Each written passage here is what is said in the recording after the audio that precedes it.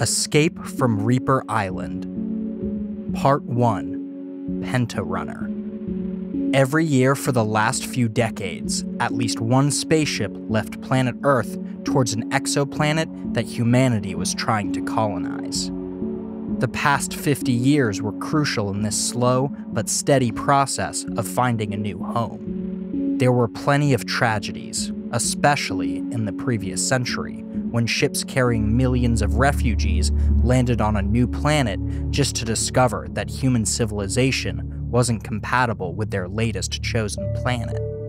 In one way or another, for better or for worse, every camp or colony eventually failed.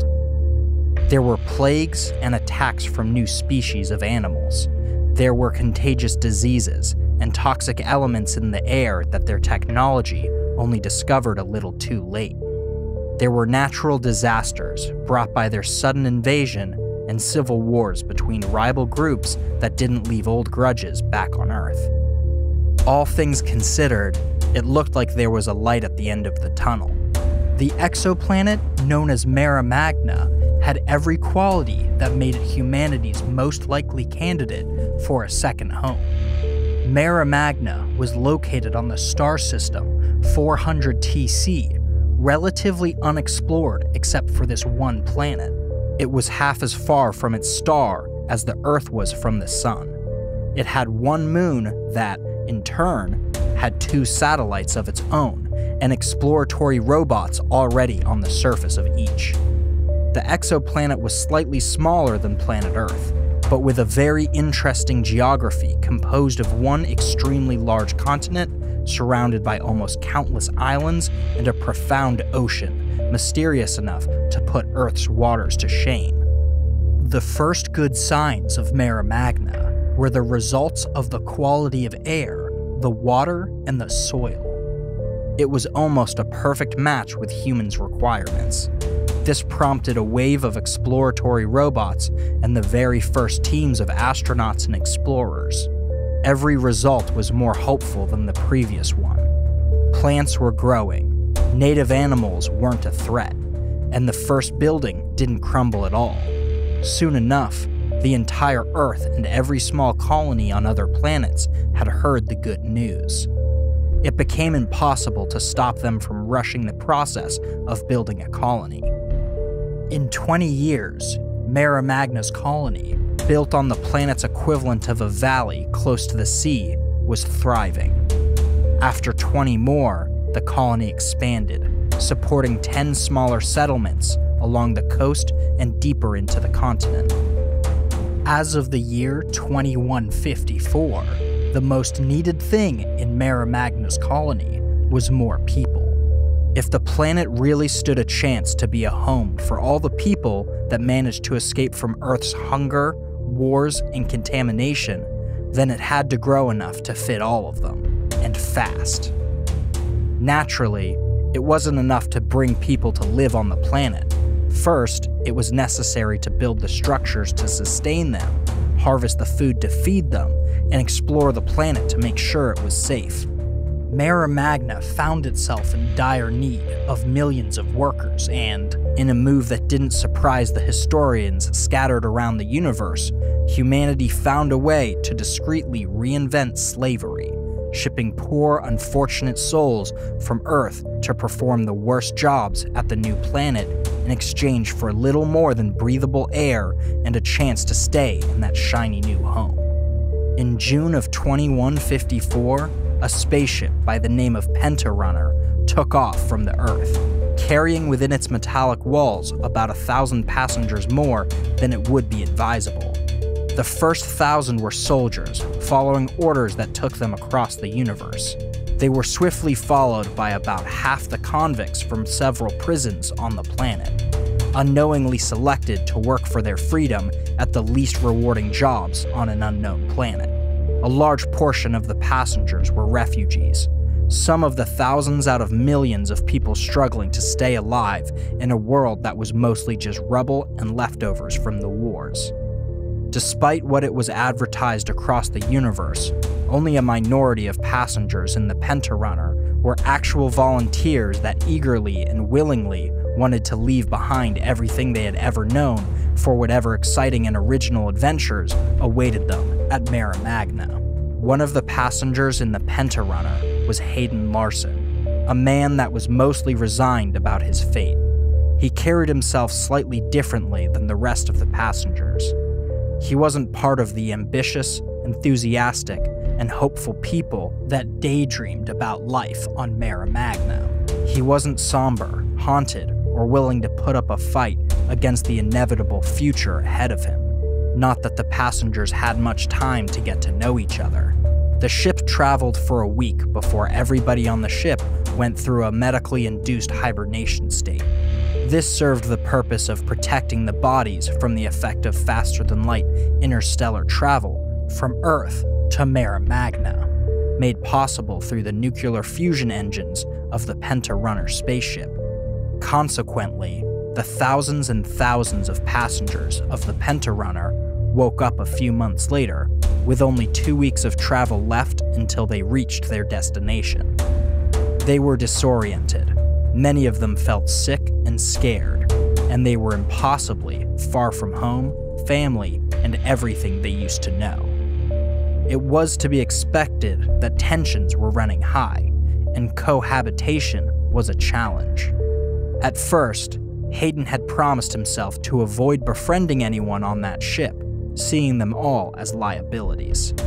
But his calm demeanor, against his best wishes, attracted wary and frightened passengers that sheltered at his side away from the hysterical crowds. He was involuntarily chosen as some kind of protector or guide through the length of the ship, from the sleeping pods toward the food dispensers in the dining hall. He warned them against threats, answered questions, and explained their sensitive situation to the best of his abilities. "You must avoid getting hurt," he advised them. "That's the infirmary over there, but you would find it out of service, as it serves as a provisional jail to people adamant on protesting the inevitable. The secondary observatory is shut down as well," he announced, moving closer to the wall further away from said spot, letting whoever wanted to follow him, but not making more effort than that. "The protesters are holed up in there. They blocked the entry with a couple bodies that died during our little hibernation, as proof of a failure in the entire system. It's probably best if we can't take a look outside anyway." "So, the rumors are true?" a young woman asked, walking as close to Hayden as possible without being an inconvenience. "People are talking about bad omens, meteor showers, solar flares, space debris, an abandoned satellite, unexplainable shadows, strange phenomena that always means a ship is cursed." Hayden groaned and tried his best at replying without completely snapping at the poor woman. "We're in space. Everything is strange and unexplainable. Be superstitious if you want, but it doesn't make a difference. Cursed or not, our odds aren't any good to begin with." The woman nodded thoughtfully, and the small group surrounding them murmured their own theories quietly. But the woman had something else to ask. "Are you a refugee too?"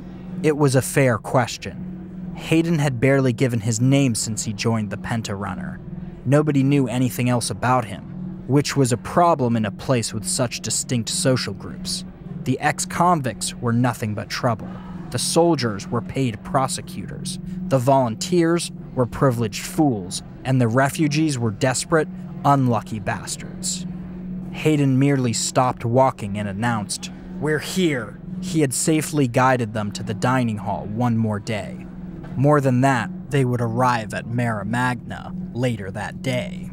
The woman walked away from him with her head hung low. All of them stepped in line to the food dispensers, dreaming of better, warmer, more satisfying meals as soon as they reached their destination. It was exactly the kind of useless hope that Hayden preferred to avoid. Part 2. Mare Magna. The mainland was extremely busy. The landing zone for spaceships was on flat and vast terrain between the central colony and another smaller camp.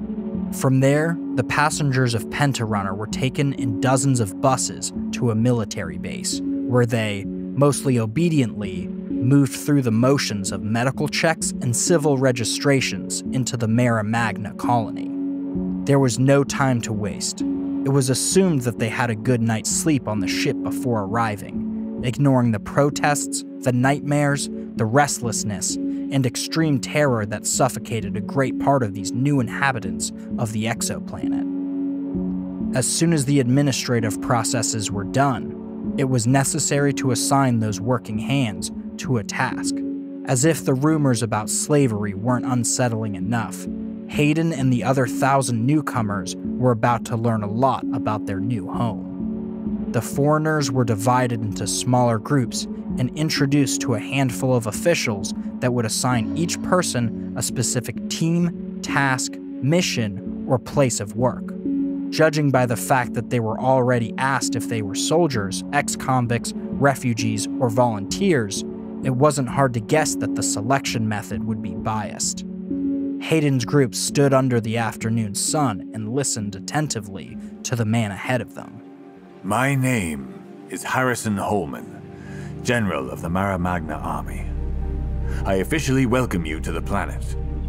Right now we are in the mainland, the singular continent of the planet. The center colony is 2 hours away from this base. There are smaller settlements along the shore, up the hills on the west, and in a couple of the closest islands. This is the mere beginning of what could become the greatest step in humanity's history. There is a lot to do on this planet. We need strong, brave, honest workers. It's up to each and every one of you to prove you deserve a place in this history-making process. You aren't changing the world. You're helping to build one. And I hope you're ready. Any specialists will be taken to their respective commissions afterward. From this group, I will assign you to one of these jobs: exploration missions, construction work, farm work, and scientific development. Let's get started. What followed was a very interesting manifestation of rumors coming to life. It was the first time that all of them stepped onto that planet, and yet almost all of them reacted in some way or other when they were assigned their jobs. General Holman started listing off names. Charlotte Welch, Exploration, Crystal Cape. Jeffrey Salazar, Construction Work, Landing Port 2. Ty Palmer, Farm Work, Camp 11. Melanie Ngo, Scientific Development. And there was the first break in the order. The previous ones just walked over to the designated area or truck or guide in various levels of resignation. But this Melanie Ngo, a middle-aged woman that was chosen for scientific development, started screaming. All the heads turned to her, and a pair of guards immediately ran towards her to keep her from running. She was about a dozen people away from Hayden, so he was able to get a front row seat to the spectacle of her crisis. The woman cried as if there was a hungry beast about to jump at her, as if a demon had crawled out from the ground and she was staring at the face of unspeakable evil. When that piercing yell ran its course, the woman tried to escape. She pushed and kicked whoever she had to just to get away from there, but there were just too many people. The guards were on her in a matter of seconds. There were too many, and her desperation wasn't enough to keep them from dragging her away, but they couldn't restrain her failing limbs while also covering her mouth. This meant that Hayden and every other soul around was able to hear her warnings. No, the woman cried. No, don't take me there! Don't take me to the labs! I want to live!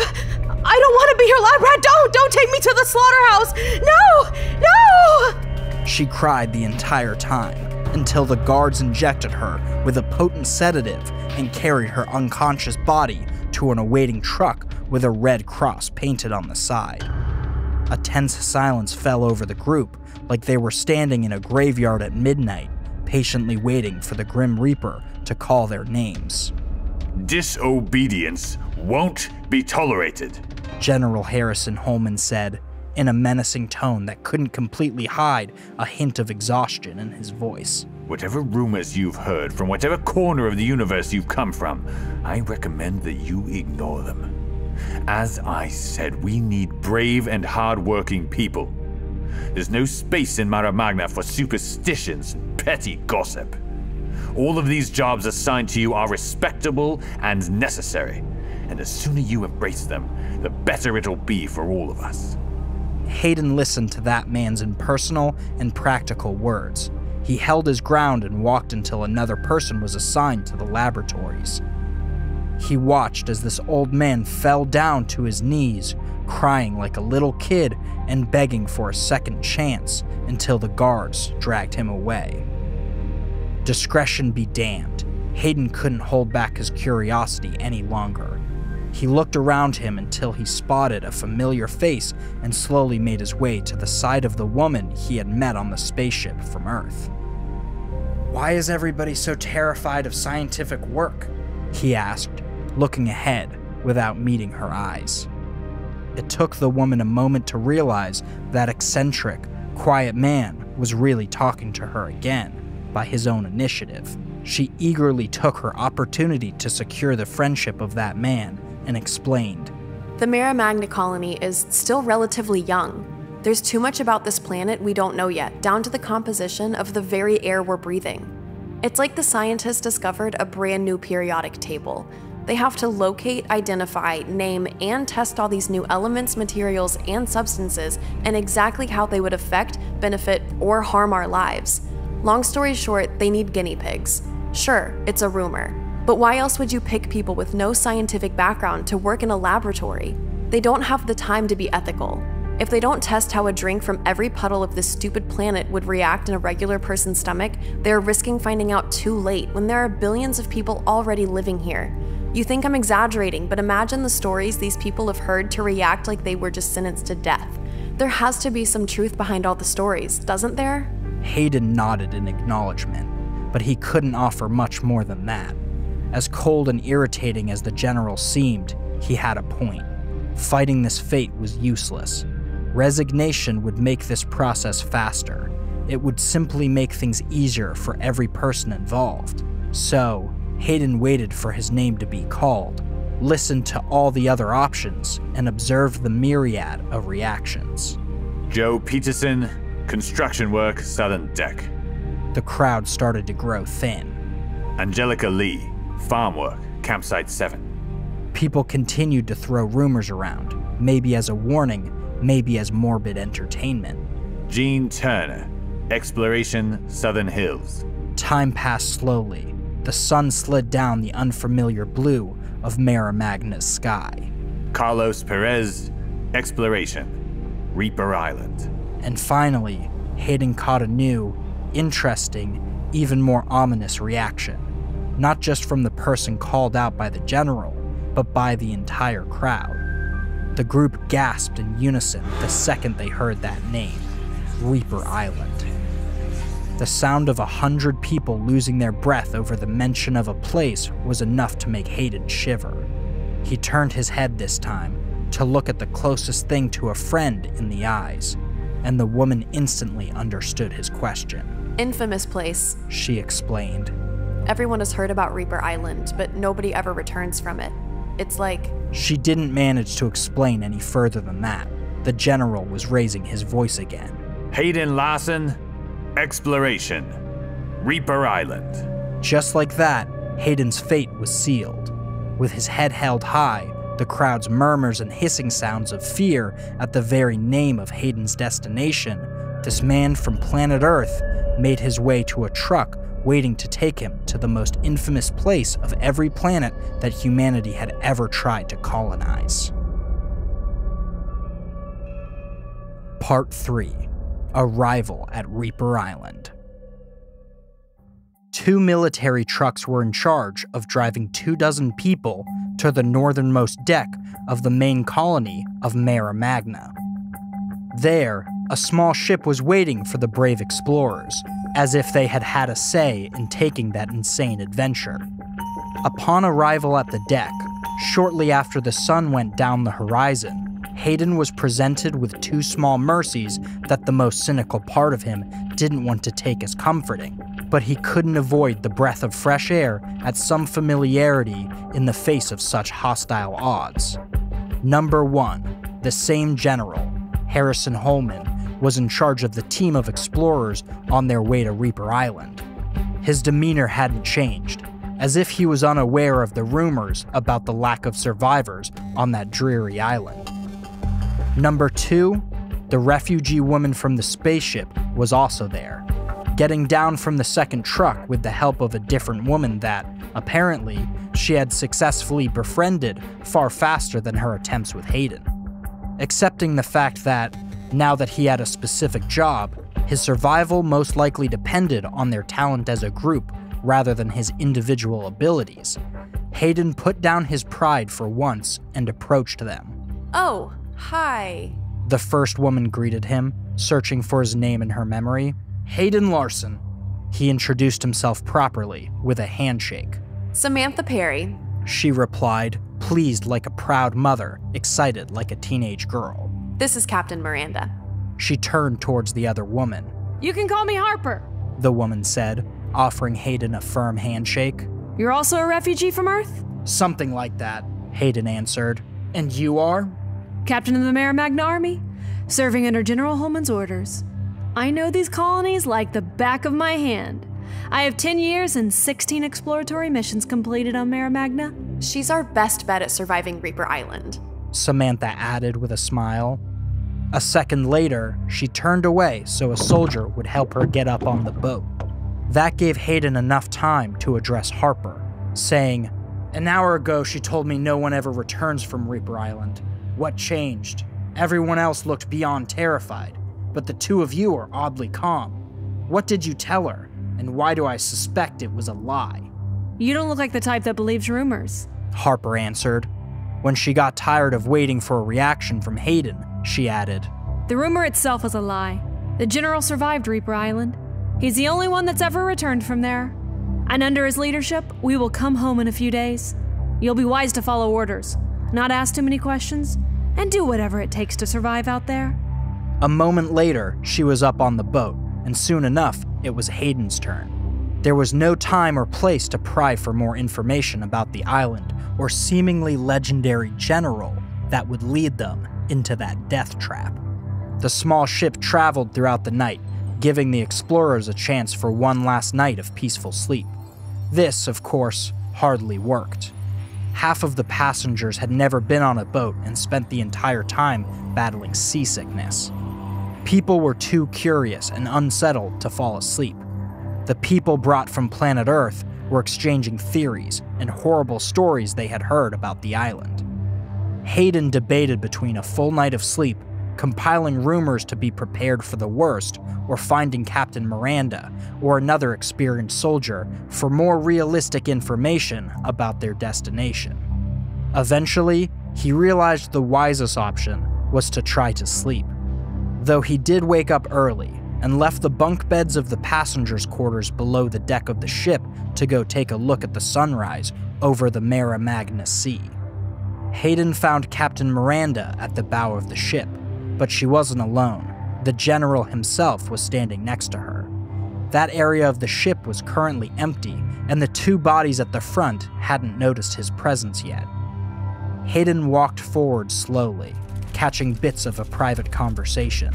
A better plan, Harper said, at the end of an argument that Hayden had missed. We're following orders and completing the mission. That's what matters, Harrison replied. So you're not going to explain the stupid map to me? You're not going to tell me what you're hiding in your bag? Stop! Harrison hissed at her and stepped closer. He was whispering, and Hayden missed most of what he said, except for the end. Follow my orders. You can lead this group back home. Hayden was too exposed to turn back around. The best he could do was take a more purposeful and louder step, then clear his throat in greeting. Both soldiers turned around sharply to glare at him. Morning, Hayden grumbled, walking forward casually, revealing nothing of how much he did or didn't hear. He leaned against the railing of the boat, a few steps away from the officers. Good morning, Larson, the general said, stepping away from his right-hand woman to end their clandestine argument and move closer to Hayden. Admiring the view. Is that it? Hayden wondered, staring at the island ahead of them. which appeared closer and closer with each passing second. Reaper Island in all its infamous splendor, Harrison said, discreetly admitting that he was well aware of the location's nasty reputation. I've heard people say this is how planet Earth used to look hundreds of thousands of years ago. Look at these clean waters. You can see the island's vegetation from all the way here. It's wild and fertile, and the preliminary exploratory robots found remarkable mineral deposits. It could be a gem for the Mara Magna colony, if only we can take a closer look. Hayden was well aware of his options. He could try to gain the General's trust, which could come in handy in the adventure waiting for them. He could inquire more details about the island, information that could potentially save his life. Or he could make a grave mistake and say, "It's not your first time on the island?" It wasn't exactly a question. Hayden knew this. The General noticed. Even the captain walked closer, as if she expected some sort of altercation. It isn't, the General replied, but his face had changed. His expression closed off, and Hayden knew at once that he had lost whatever respect the other man had for him. And, if we're lucky, none of us will need to ever set foot in this place again. After his brief conversation with Hayden, the General locked himself in the pilot's cabin, and the captain was busy getting everything and everyone ready for reaching their destination. Before an hour passed, everyone on the ship was wide awake, and the deck was filled with bags, which everyone helped unload on the coast of the island. Finally, getting a good, close look at Reaper Island, Hayden had to repress a shiver. He was troubled by the fact that not even he could shake off the rumors about that place. It shouldn't have been scary. It shouldn't have been intimidating. It was just a regular island. It looked just like the paintings and the pictures in the history books, something tropical even. The sand on the beach was a creamy beige color, until it intertwined with thick green grass that, after a few more feet, welcomed tall trees, the Mara Magna equivalent to palm trees, and, further in, all kinds of green, luscious plants that they would probably identify in their journey. It would have been idyllic, save for the ghost looming on the horizon, the small mountain that crowned the island, casting a heavy shadow over a side. It was a frightening mountain. It seemed completely out of place, but science hadn't finished figuring out how the myriad of islands around the mainland had even formed. The mountain was terribly steep, and it ended sharply on an insane cliff, as if it had been cut down in half by some godlike knife. The side of the cliff itself looked like a serrated knife, like the teeth of a shark, like the sacrificial weapon used to cut the head of titans. The mere sight of it felt too sharp for a simple human to witness, let alone get close to. Hayden's mind rushed with theories and intrusive thoughts. He felt impossibly convinced that more than one person had fallen down that death trap, and he felt a wave of nausea at the mausoleum that probably awaited them at the bottom of the cliff. He also tried his best to make sense of it all. He wasn't an expert or anything close to it, but he had to understand why that island had earned such a terrible reputation, how it worked, what it was made of, what was in the air he was breathing and the ground he was walking on. When the entire group was on the beach, Hayden noticed the General purposefully wasting time until the boat started its retreat on the water. As soon as the ship was moving, the General shifted gears, started giving out orders and organizing the group into 2 lines of 12 people side by side. It was time to get started. Welcome to Reaper Island, General Holman said as he slowly paced in front of the group. In case you weren't paying attention back in the mainland, too focused on useless gossip, I'll reintroduce myself. My name is General Harrison Holman. I'm in charge of the exploration mission of Reaper Island, which means that all of you are my responsibility. I have a duty to lead you through this mission and safely bring you back to the colony. It also means that all of you are prepared to listen to my orders and follow through with everything I say. This isn't a game, and this isn't whatever kind of bedtime story you heard back home. This is an island unlike any other. Understood? The crowd replied with varying grades of enthusiasm to his words, but it was clear their interest was growing. I'm at the head of this operation, and I guarantee you I'll be too busy to reassure all of you whenever you're spooked by a shadow in the trees. Unless it's an extreme emergency, you should address your concerns to my second-in-command, Captain Harper Miranda. We are accompanied by 4 scientists, Mara Magna specialists that will be responsible for studying, identifying, and understanding the environment we find ourselves in. 7 of you are soldiers from Earth or Mara Magna colonies, trained and equipped to keep us safe from any threats, hunt if necessary, and maintain the peace in the group. Finally, 12 of you have just arrived from Earth. I understand you haven't had time to adapt. You didn't choose this path, and some of you aren't even volunteers. But whatever you were on Earth, you can leave it there. Right now, all that matters is that I consider you as members of my team in this mission. You are all equals, and you will be treated as such. You will respect me and your peers. You will obey orders, and you won't bring me any trouble.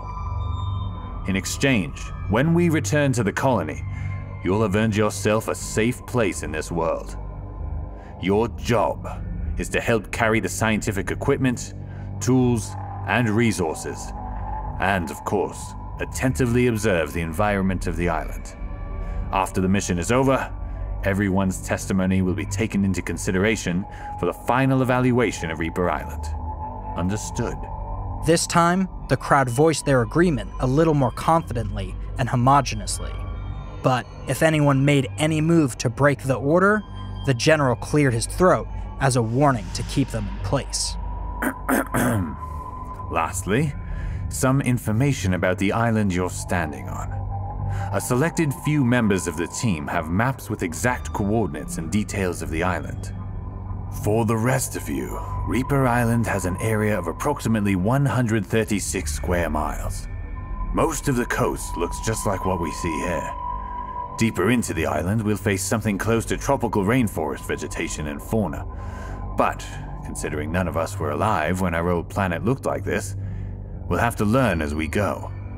The exploratory robots identified diverse species of birds, insects, and small animals, but we don't have any information on possible bigger threats. We'll come across at least 5 small rivers, all of which we'll be able to avoid or cross on foot. Ideally, we would walk around the perimeter of the island, occasionally diving deeper for research, and eventually returning to this spot where we'll call for transport. Or they will return in 3 weeks, wait for us a week, and if we're not here yet, well, that's nothing to worry about. Under all his bravado, the general wasn't immune to the chill of fear at the prospect of perishing in Reaper Island. He cleared his throat and kept his head held high, but Hayden had noticed the telltale signs of doubt crossing his eyes. The general addressed his second-in-command. Captain, anything you'd like to add? Not me, General. Captain Miranda answered. It was a somewhat risky move, because anyone distracted could have missed it, but most people could easily grasp the jab at Harrison withholding some information. Hayden watched the general clench his jaw, but finally conceded. I won't entertain ridiculous rumors about what happens on Reaper Island, he warned his group.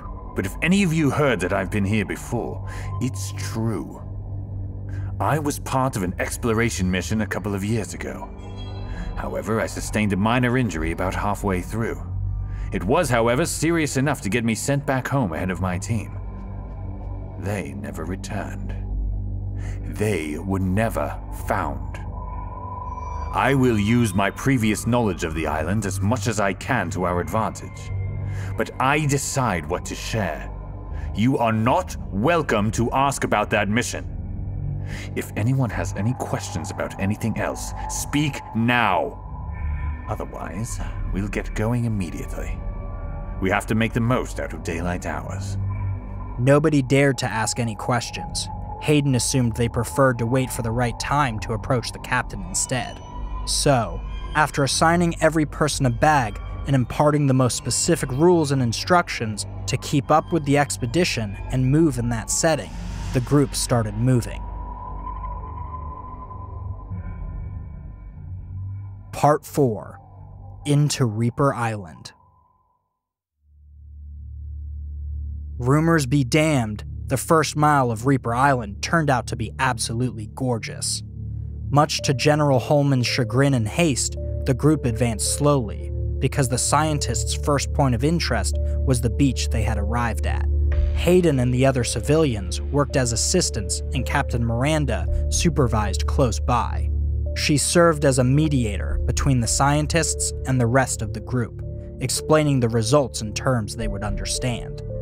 You might be familiar with some of the water components, such as oxygen, carbon dioxide, sodium, and chloride. The levels of all these things are different than on Earth, though. You could easily drink this water and experience about 10% of the negative consequences of what you would associate with salt water. Do you have any idea how beneficial that could be? How long these reserves of water could last? Harper stopped her explanation to pick up one of the tubes that the scientists filled with water. It was designed with a small screen on the front that, after a minute or so, displayed the main components of the liquid it contained. Take a closer look, though. There are more than those elements, of course, but there are also things we don't completely understand yet. Look, M92, GL gas, these are elements natural from this planet, and we think they're perfectly safe. But look at the smaller percentages. We haven't even begun to name all the things you can find in these waters. And the ocean is what we know best somehow, the general added, coming closer to the group gathered on the coast. In the mainland, it's absolutely prohibited to go into any of the rivers before they are deemed safe. We have no idea what the rivers of this island in particular might show. It was a tactful reminder that they had to keep moving. There were many more things to study and observe. They couldn't get more than a couple of feet away, though. The group was stopped in its tracks by a whimper of fear. Oh, what the hell is that? Everyone turned around at the sound of Samantha's voice. She was pointing at the water and her hand was visibly shaking.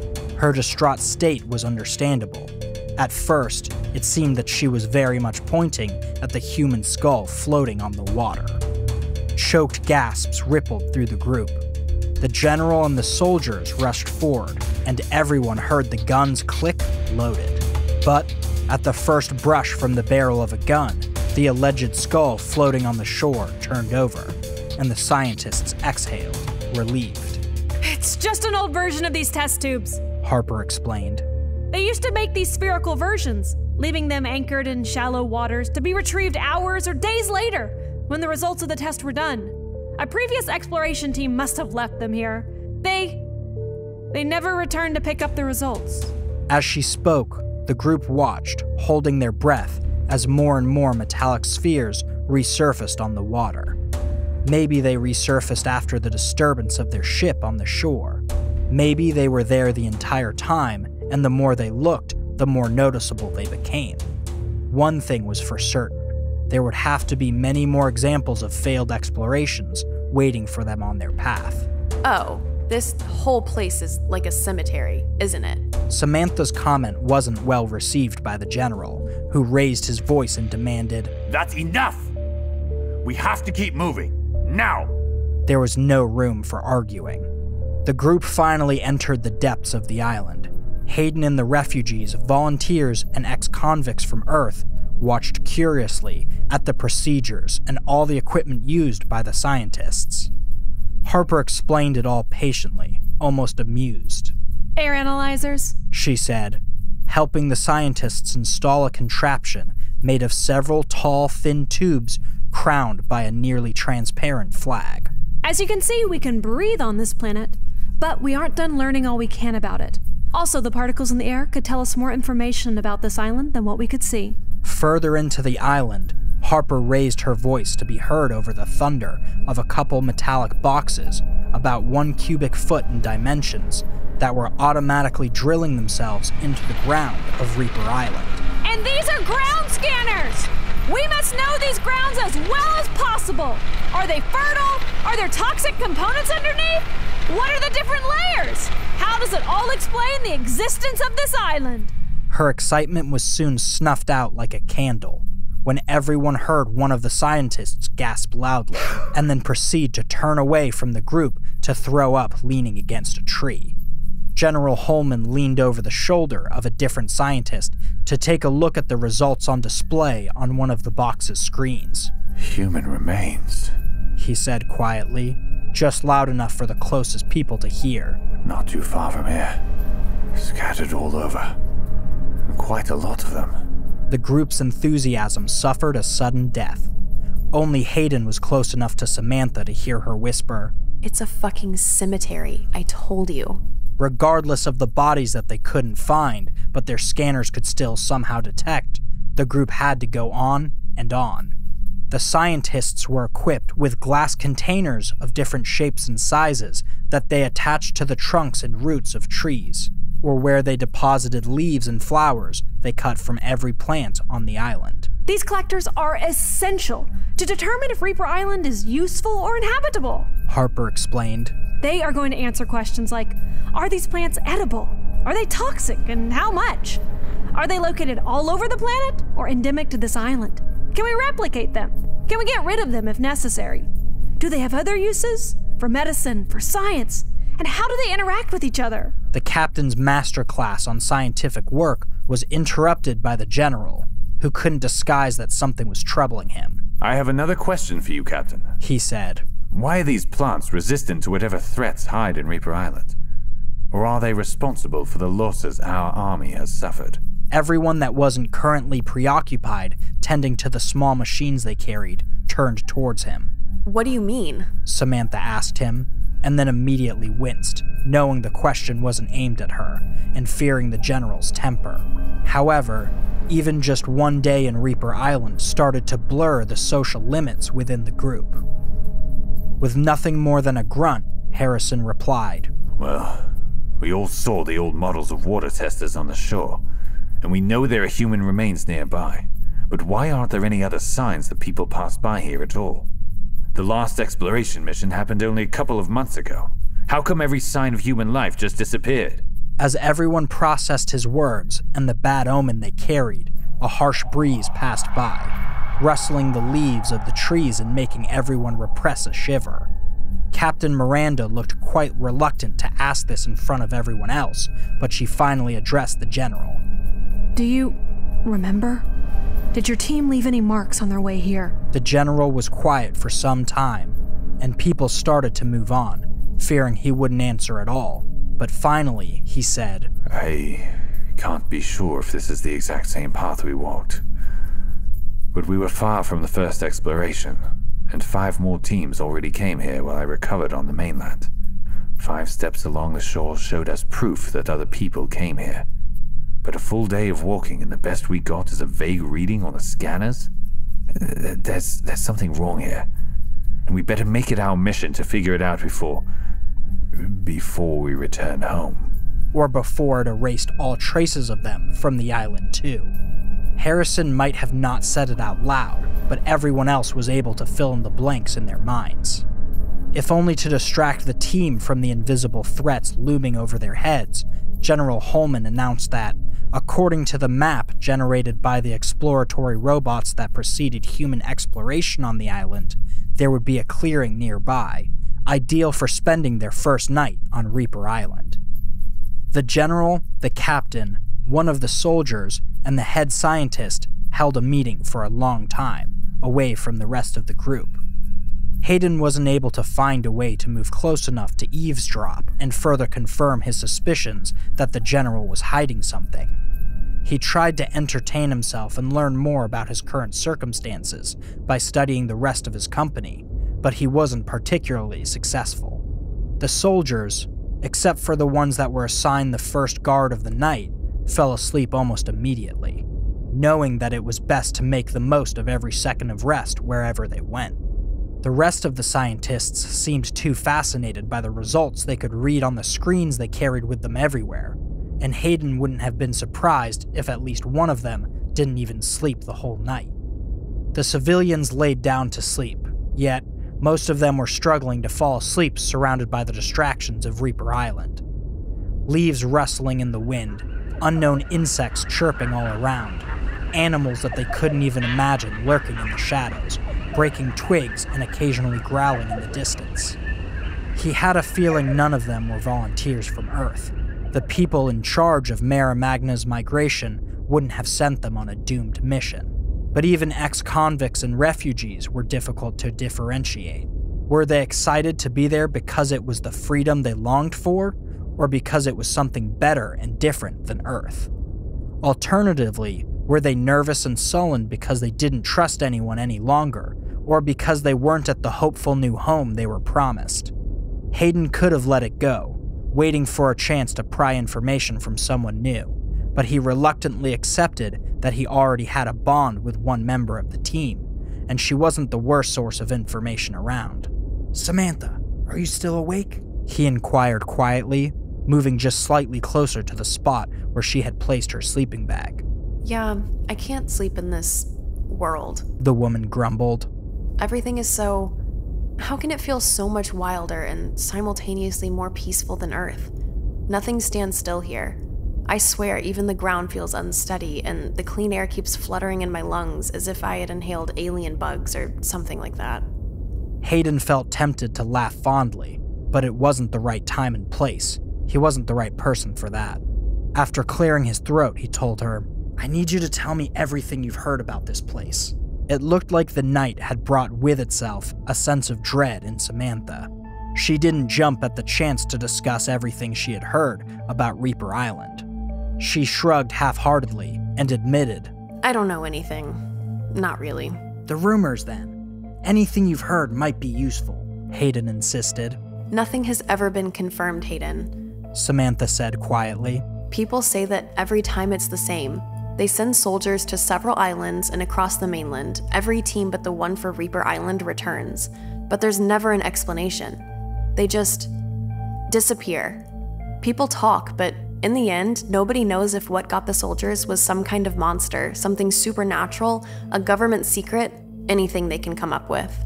"Not all of us are soldiers, though," Hayden pointed out. Samantha smiled sadly at him and asked, Why do you think that is? They're running out of willing participants for this suicide mission. "So, we're cannon fodder. Great."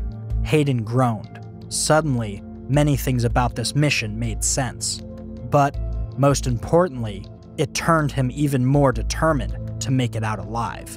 "Holman is really the only person that's ever been on this island before then?" Hayden asked. Then, after a nod from Samantha, he continued. "And he never said what was so horrible about this place." I don't think he got to see the worst of it. He had a foot fracture, and the worst he ever experienced was returning to the coast with a friend's help and then going to the mainland alone. Samantha made a pause, and Hayden was just about to come up with new questions, maybe about the captain, maybe about the rest of the team. But Samantha's eyes suddenly lit up. You know what else I can tell you? There's something about the general. The last time he was here, the person in charge of the mission was his sister. She was the one that ordered him to go back home when he got hurt. He left her behind, and she never returned. Apparently, everyone in Mara Magna always thought he'd go back to find her eventually. And, well, here we are. It was the final piece of the puzzle for Hayden. For the leaders on the mainland, this mission was a routine, a necessary sacrifice. For the general, this was a search and rescue mission. He cared about only one person, who only he believed to still be alive.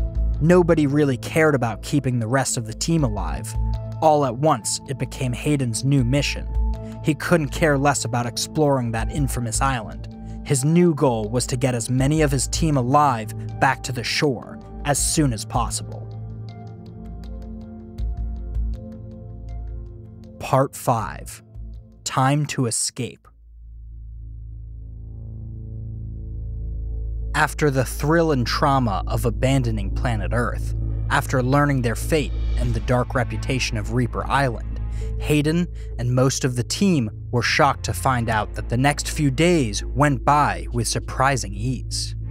At first, everything they saw, every result on the scanner, every sight and every sound was extraordinary. Everything about Reaper Island was new and exciting, and often intimidating.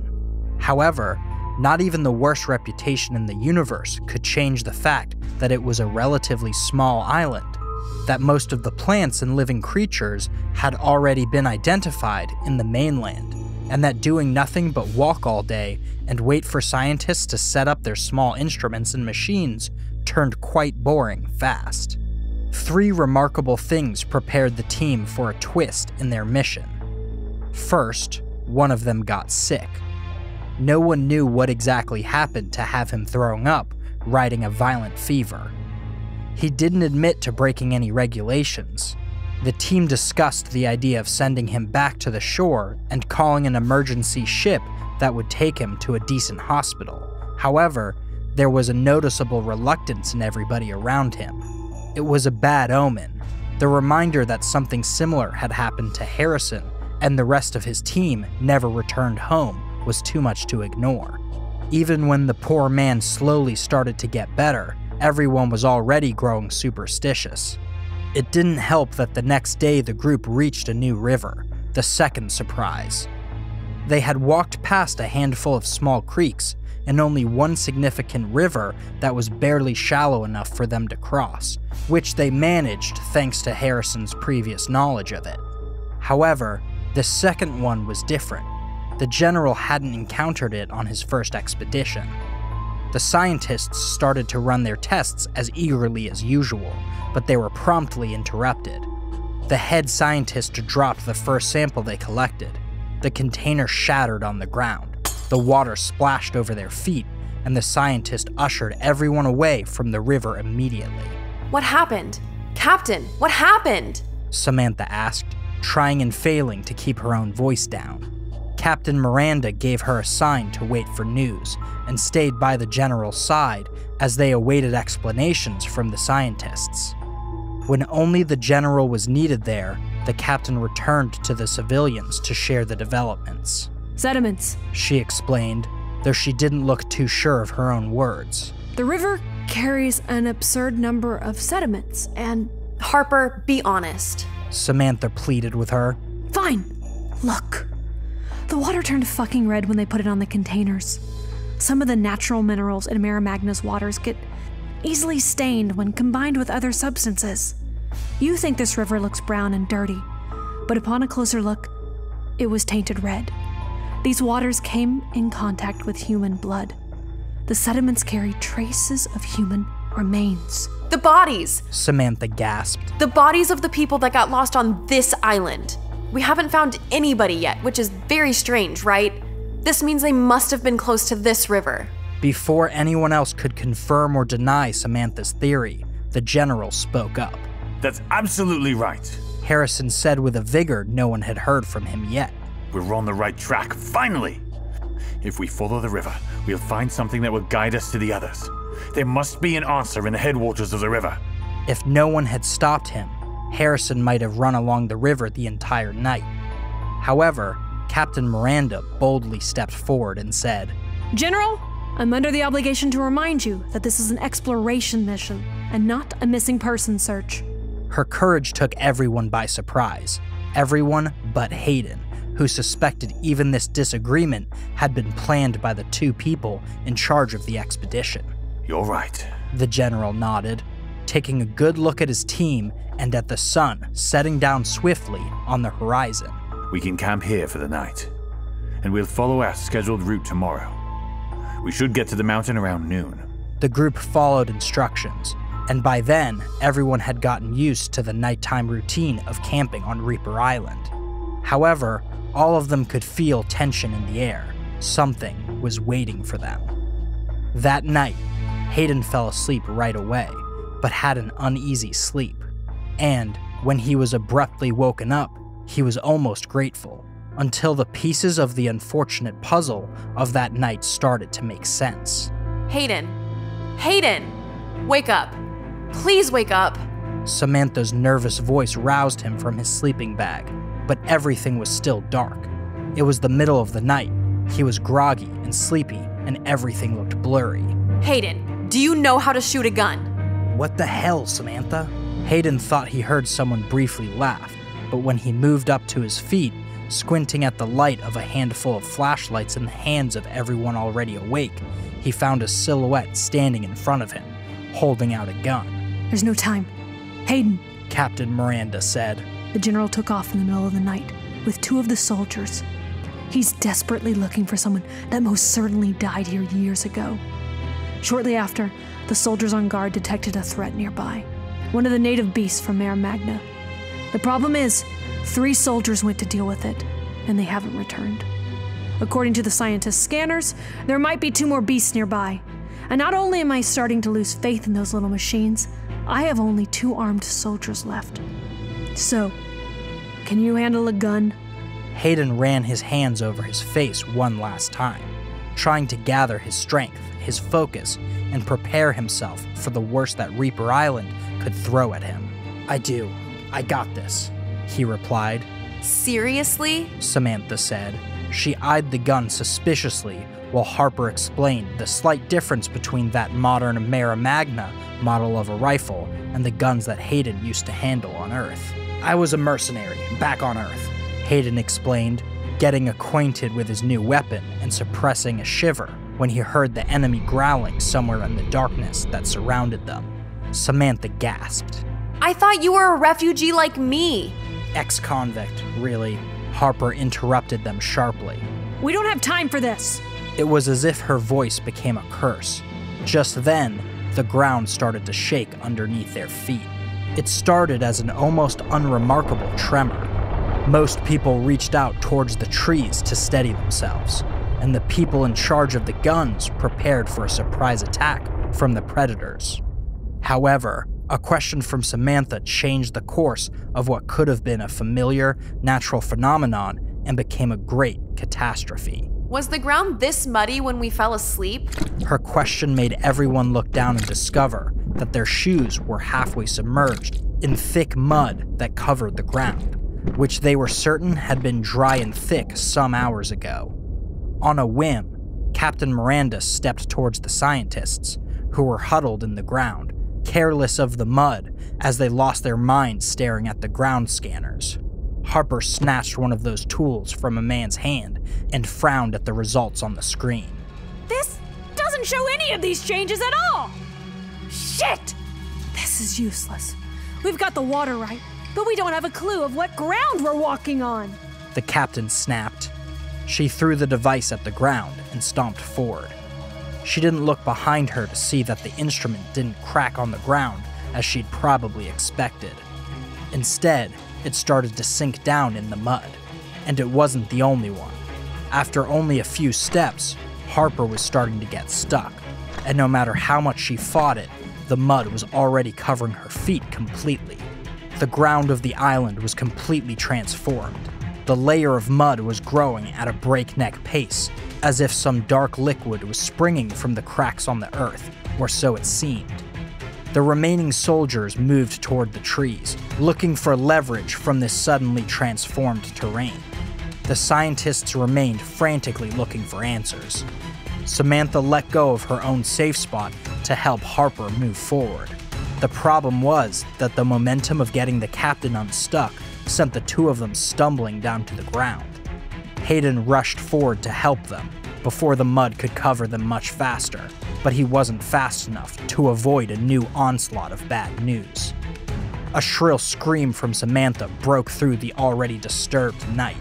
Everyone turned towards her. A skull! She yelled. This time it's real. Oh shit, it's real!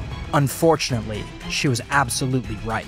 The more the mud increased around them, it became obvious that it was dragging up all sorts of remnants from previous explorations.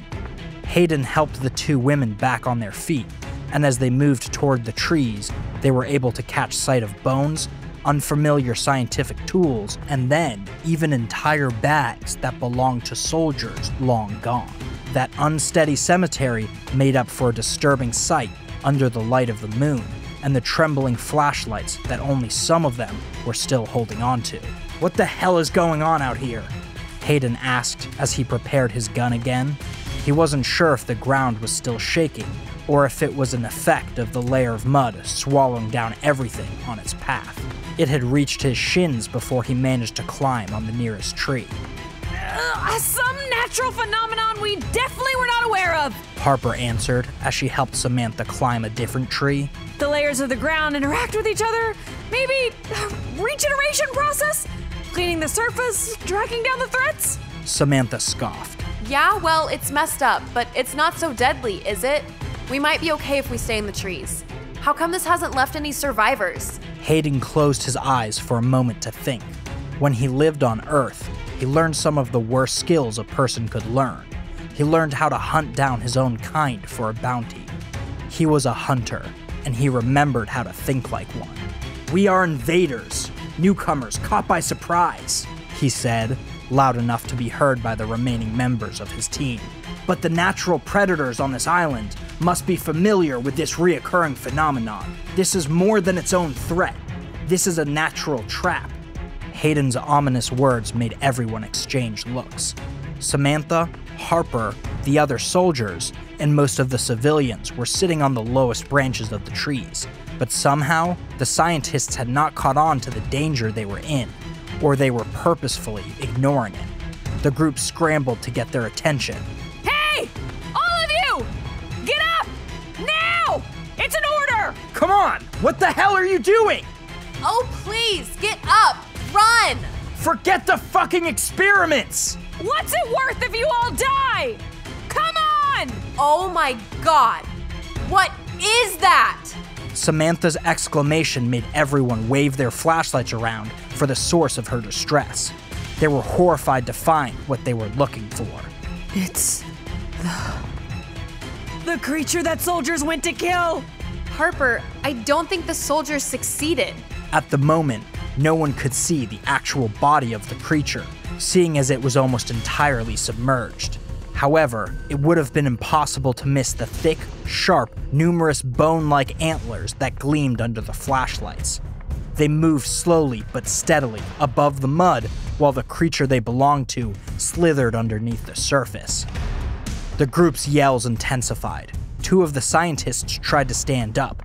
The mud was well above their knees and made it impossible to move.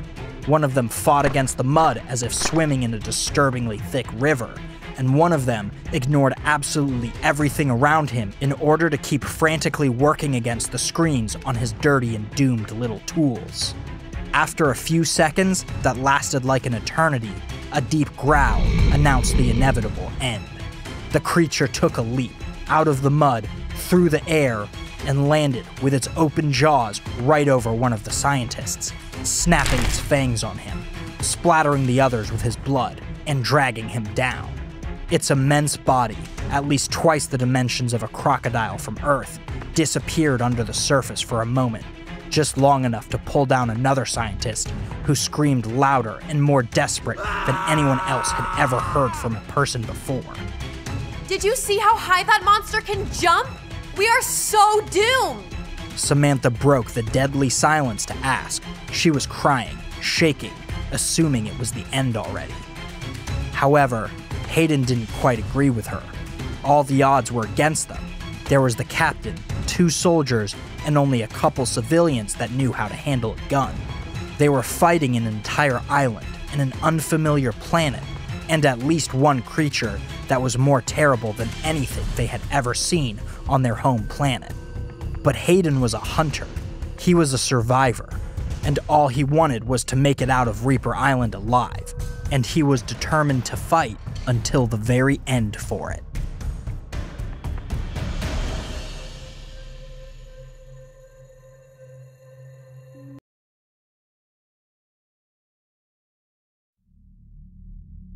When Nora Ryder woke up again, she was already screaming.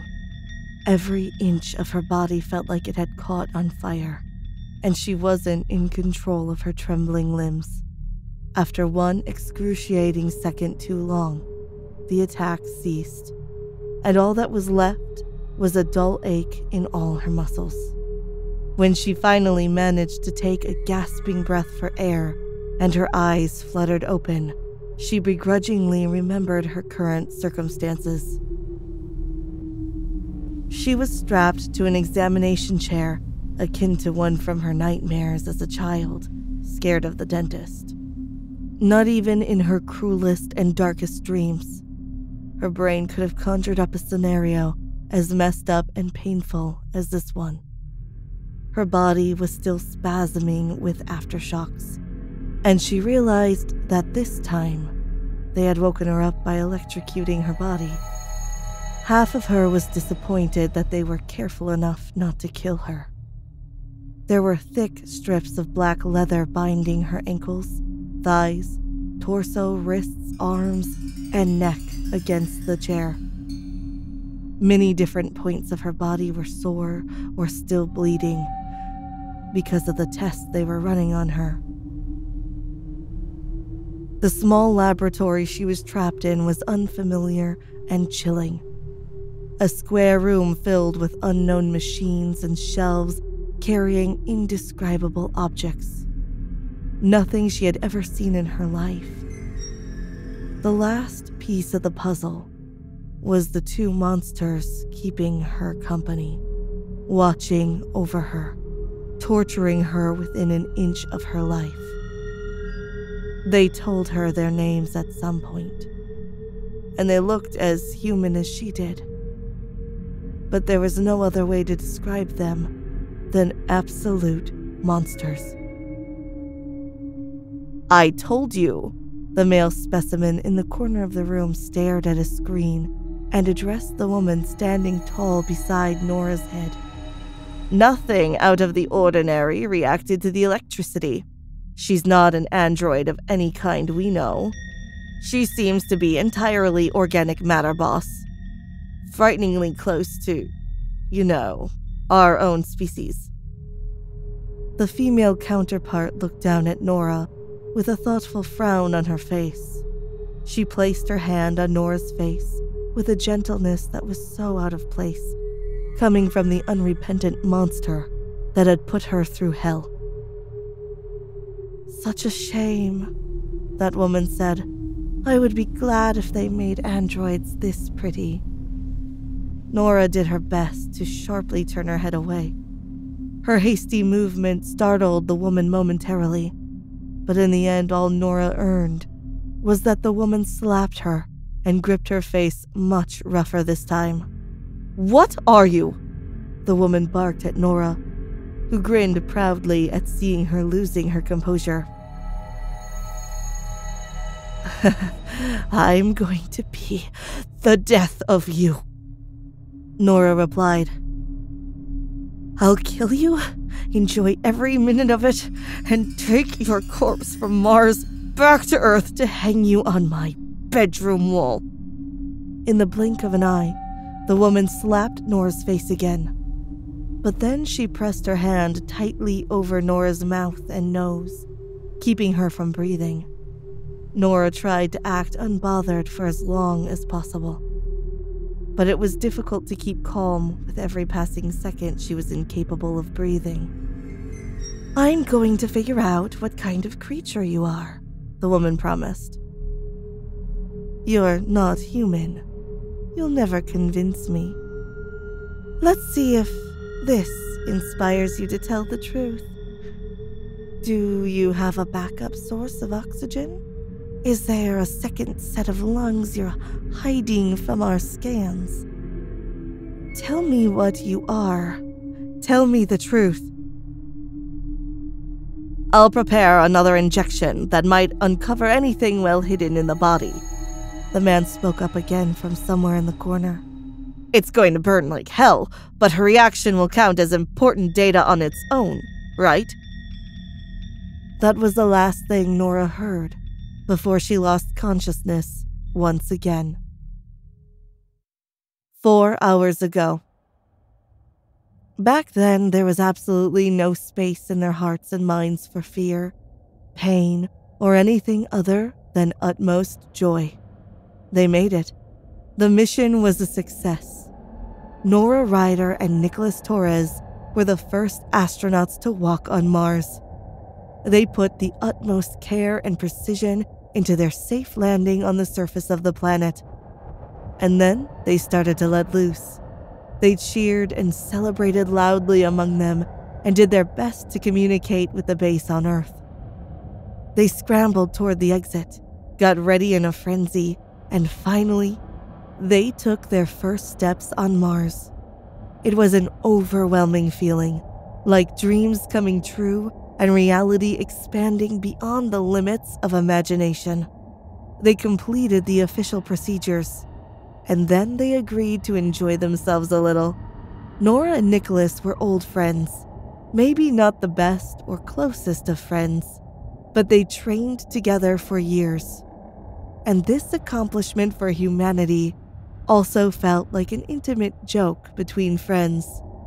They temporarily turned off their comms with the home base, and they strolled around the surface of Mars like their specialized suits were a natural part of their bodies, keeping them safe, breathing and walking almost as easily as if they were on Earth. What other pair of colleagues in the history of the human race could boast of having laughed, danced, and frolicked around on the surface of Mars? How could they have expected things to get so out of hand, so dark and dangerous in the blink of an eye? It started with an awful sound. The kind that's so loud and irritating that it ignites a full body reaction, a spark of anxiety, a grimace from head to toe as you try to squirm away from the pain. But it's impossible. The source of the problem is shoved right in your ear. It was the most jarring sound they had ever heard. It was an aggressive, shrill, endless sound, similar to the static on a broken television, but heightened by 1,000. As they were connected to every electronic device on their home planet, and each and every one of them malfunctioned at once. Both astronauts fell to their knees on the dusty red surface of Mars and started screaming, begging the unbearable sound to cease. Their yells only made things worse for both of them, who could hear each other on top of the grating noise, as if it came directly from their heads. For a brief moment, Nora entertained the thought of giving in, pulling off her helmet, succumbing to the pain, and letting herself die before the noise could split her skull in half.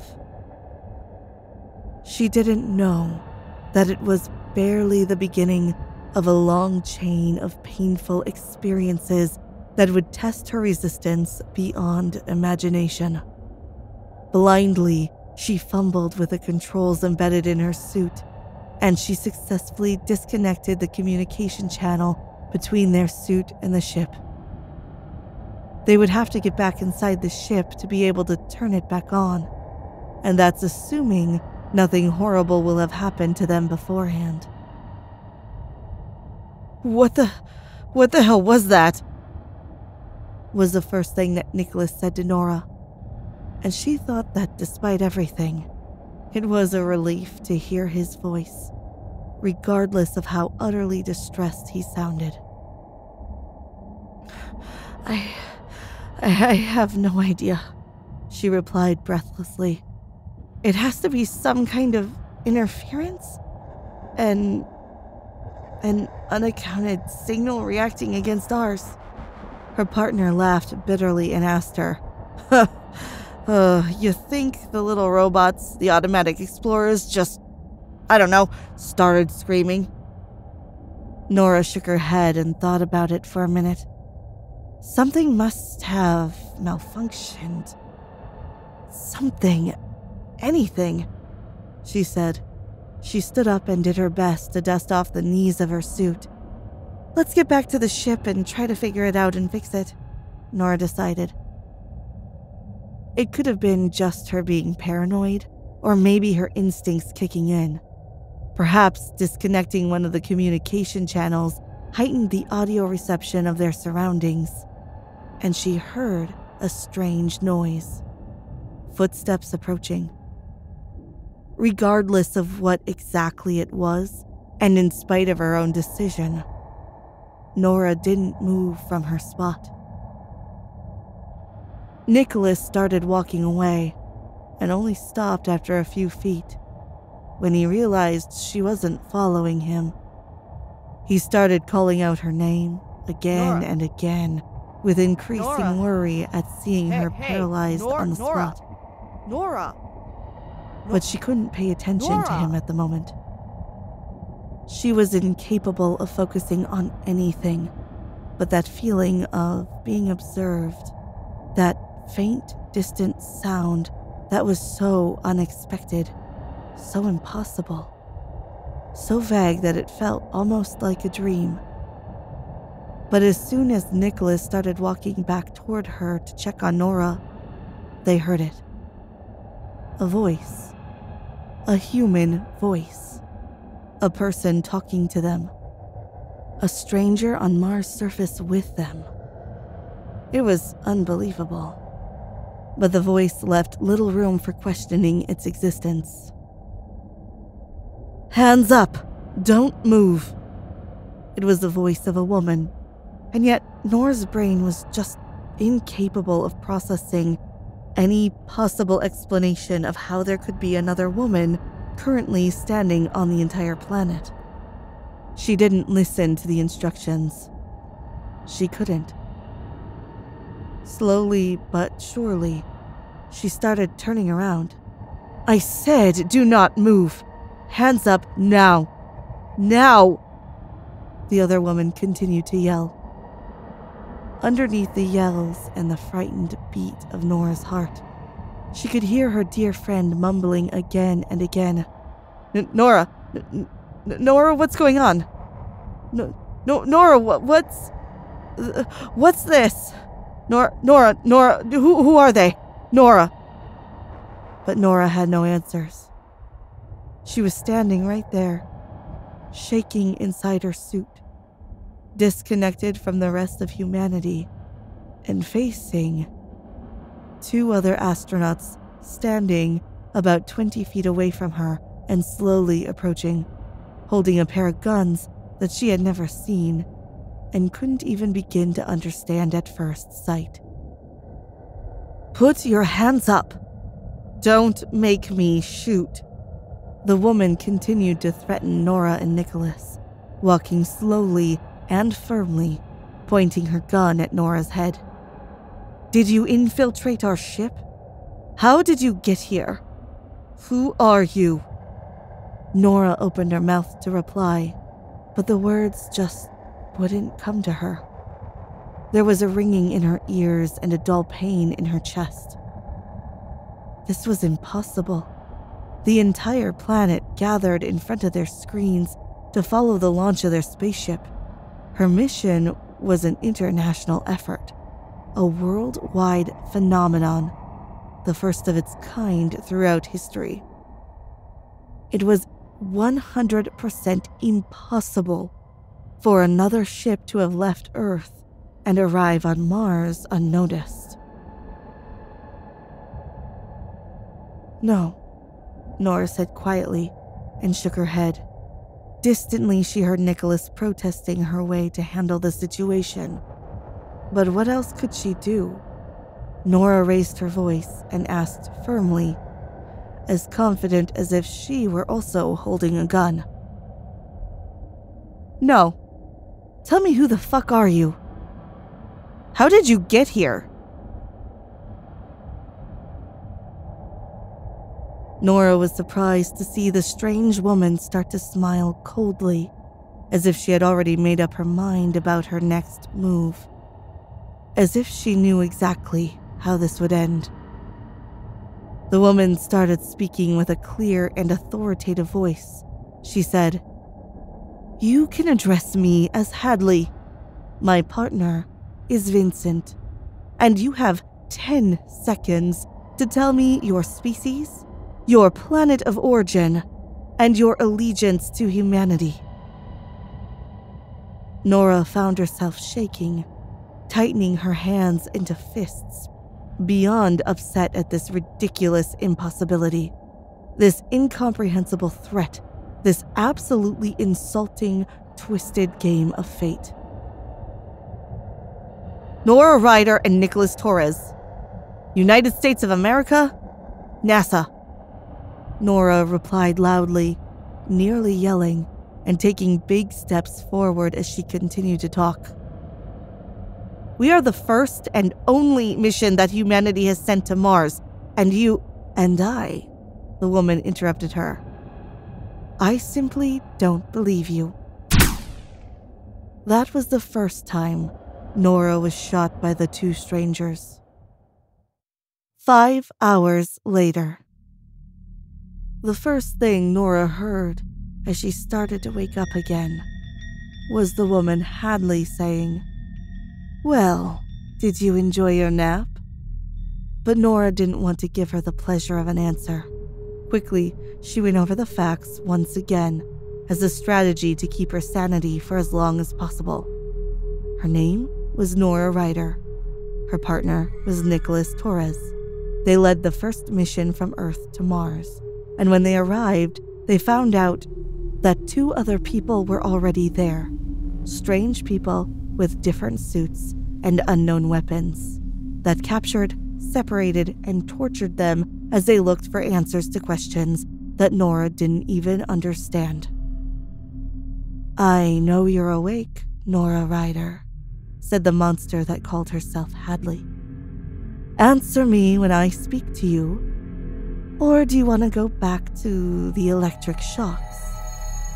Of course, because Hadley was a heartless creature that only physically resembled human beings, she didn't wait for an answer from Nora, and she pushed one of the buttons that made Nora's body the target of a powerful electric shock. A terrible thing that made all the nerves in her body scream in agony for a second that felt absolutely endless. "Fuck you!" Nora snapped as soon as she was able to speak up again. Tied up to the chair, still covered by blood, sweat, scars, open wounds, and tubes that connected her to machines she had never seen before. "I'm trying to have a conversation," the other woman that spawned from hell said. She walked closer to Nora, who only then realized they were alone. The devil's partner, supposedly a man named Vincent, was nowhere to be seen. Hadley looked down at Nora and said, "I'm not asking difficult questions, Nora Ryder. You don't want to tell me your plans or who sent you? Fine, we'll get to it later. There's always time for some dismemberment. But I'd like to at least know where you come from. Give me the name of your planet and species, and I might let you live. I'll go easy on you, I swear. This brings me no pleasure whatsoever." Nora was exhausted. This experience drained her physically, obviously, but she was also demanding a lot from her brain, trying to make sense of everything. There was no way someone could go this far for an elaborate joke. No, these strangers talked about different planets and species as if it were a completely normal subject. Even worse, they were convinced that Nora and Nicholas weren't humans. Even if Nora firmly believed it was the other way around. "I told you," Nora said through gritted teeth. "I told you. We come from Earth. We are humans. This is the first time humanity lands on Mars. You are the inconsistency. You are the mistake. You are the only thing that went wrong here." "Silence," Hadley interrupted her harshly, but Nora was proud to see her words rattled her. Nora, however, was not so glad to see the other woman pick up an odd-looking knife. Something that Nora had no idea if it was closer to the instrument of a surgeon or a butcher. Not that any option was better for her. Hadley started talking again, calmer now, and explained her very next method of torture. This machine is very expensive, Nora Ryder. So you better make it worth it. It's like an old school microwave, you see. You put a sample of any kind of matter inside, and the machine can replicate the living conditions on the surface of any planet we know, just to see how it would react. If your body survives any of these conditions, then we'll know that's where you're from. Now, unfortunately, you don't fit inside the machine. I could chop off your fingers, but I'm not in the mood to make a mess yet. Now stay very still and quiet, and let me work. Nora didn't want to stay still and quiet, and she simply couldn't. She was determined to fight until the very last second. But there wasn't much she could do while completely restrained to that chair. The only thing she could do was scream bloody murder as soon as the knife pierced her skin for the first time. The first time Nora woke up on that laboratory chair, she realized the room was, at the very least, habitable for humans. This meant that they had taken off her suit and left her in her underwear.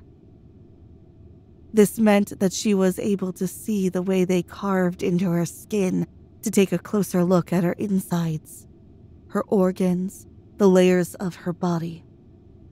There wasn't an ounce of anesthesia, but there was an unforgiving tool that they used afterward to seal the open wounds so she wouldn't bleed out before they solved the mystery.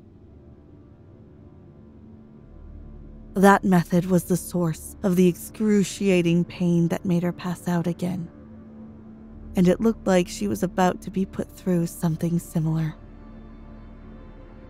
Hadley pressed her knife to the side of Nora's stomach and dug in.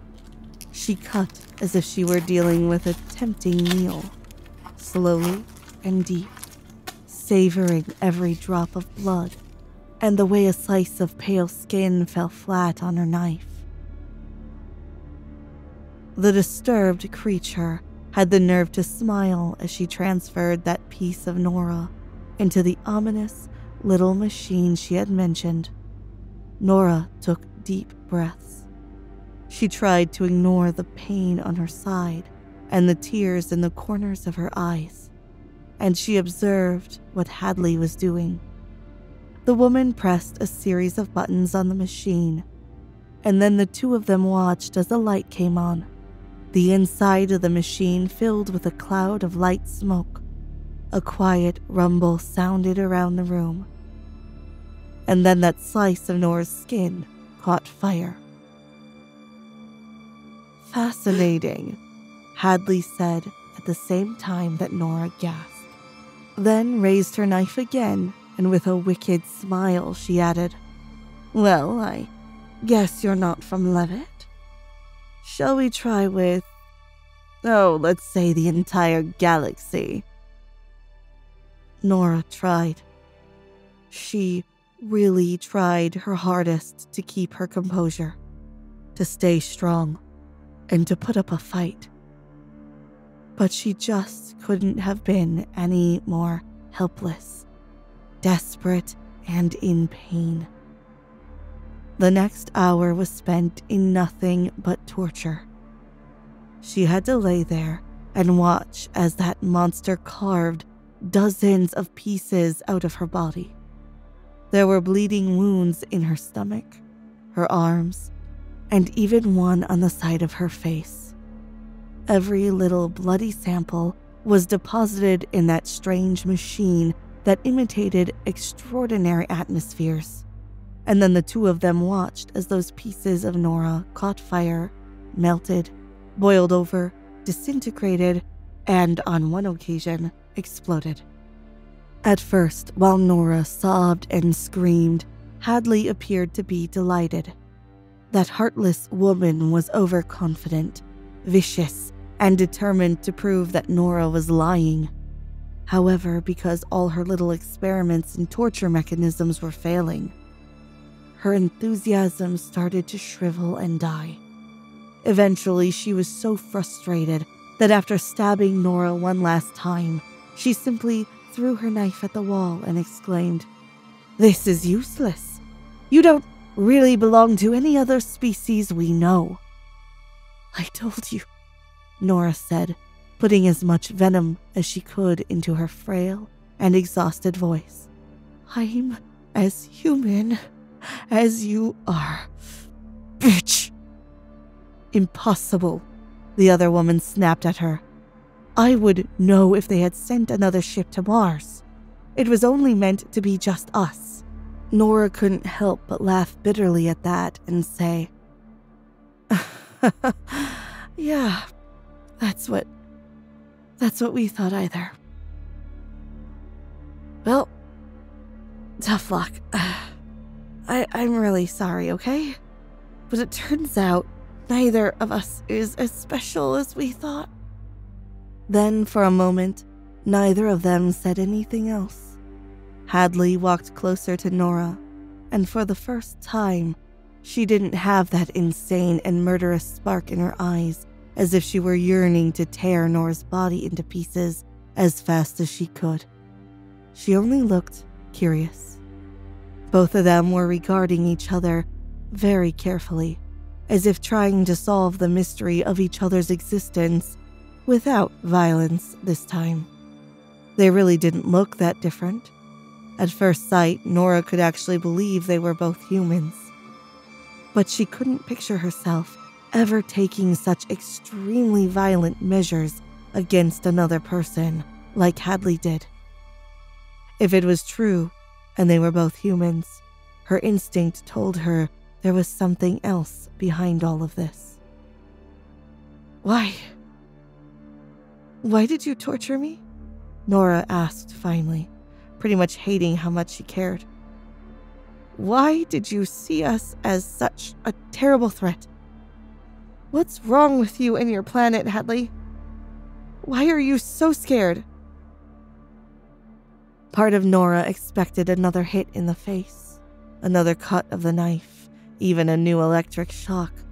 However, she was surprised to see Hadley's face instantly darkened, her eyes completely losing that maddening and mischievous spark in order to fill with nothing but cold and grief. Slowly, and maybe still enjoying some of the pain it caused Nora, she used a different tool to seal closed the cuts all over Nora's body.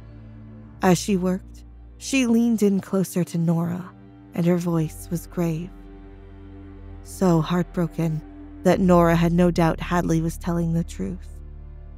She had seen horrors even worse than what she had inflicted upon Nora. And she was fucking terrified.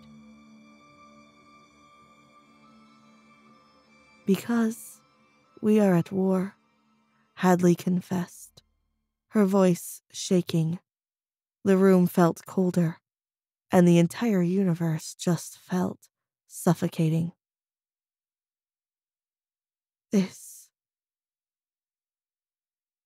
This wasn't an exploratory mission like yours, Nora Ryder. The planet Earth I know is being attacked, and we are looking for somewhere to escape. Humanity is getting exterminated. Those devils hunting us can shapeshift, and I was convinced you were one of them. Much to Nora's utter surprise, as soon as her wounds were closed, Hadley started to undo some of the leather straps holding her to the strange chair. The cuts were all ugly scars now, and they burned like hell, but at least the bleeding stopped. She sighed, relieved, and asked, What finally convinced you that I'm human like you? Hadley thought about it for a second, and she even smiled when she replied. You showed empathy. It's a telltale sign. They could look and act like you for so long, but they've never successfully imitated human empathy. She paused, and Nora took a moment to relish in the newfound freedom that allowed her to move her head. She couldn't ignore the boiling hatred in her heart. Just like Hadley still looked at her with distrust in her green eyes. But at least it seemed like they had found some sort of common ground, a moment of peace. They were more relaxed than they had been since they crossed each other's paths for the first time, so Nora listened intently to Hadley's next words. Nora Ryder, if both of us are telling the truth, if we are both humans and we come from planet Earth, and there was no way other people could have arrived at the same time as us,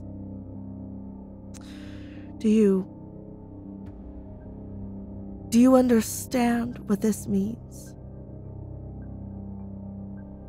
Do you understand that this means there's a severe incongruence with time and space? I'm thinking about time traveling, but I could entertain an alternate dimension theory. The point is, if we can figure out how and why it is possible that we coincided here, and if your own planet could help us with the war. Right then, the two women were interrupted. The door to that strange little lab was thrown open, and both of them were deeply startled by a lifeless body getting thrown over and dropping to the floor. Hadley's mission partner walked in then, looking disheveled and angry. Mystery solved, he said. The man was an imposter, but he's been effectively neutralized. The man called Vincent wasn't even done speaking when Hadley quickly grabbed a brand new knife and pressed it tightly against Nora's throat. It was a testament to how much Hadley had started to believe Nora that she didn't immediately kill her. She hesitated just a second enough for Nora to desperately exclaim, Wait! Don't! That's not Nicholas's body. I've never seen that man before. Hadley and Vincent, that murderous duo, frowned at her, and the man even laughed. What do you mean? He asked Nora. This is literally the man that we captured along with you. There's nobody else on the entire planet. Hadley, she's one of them too. She's a monster. You have to kill her.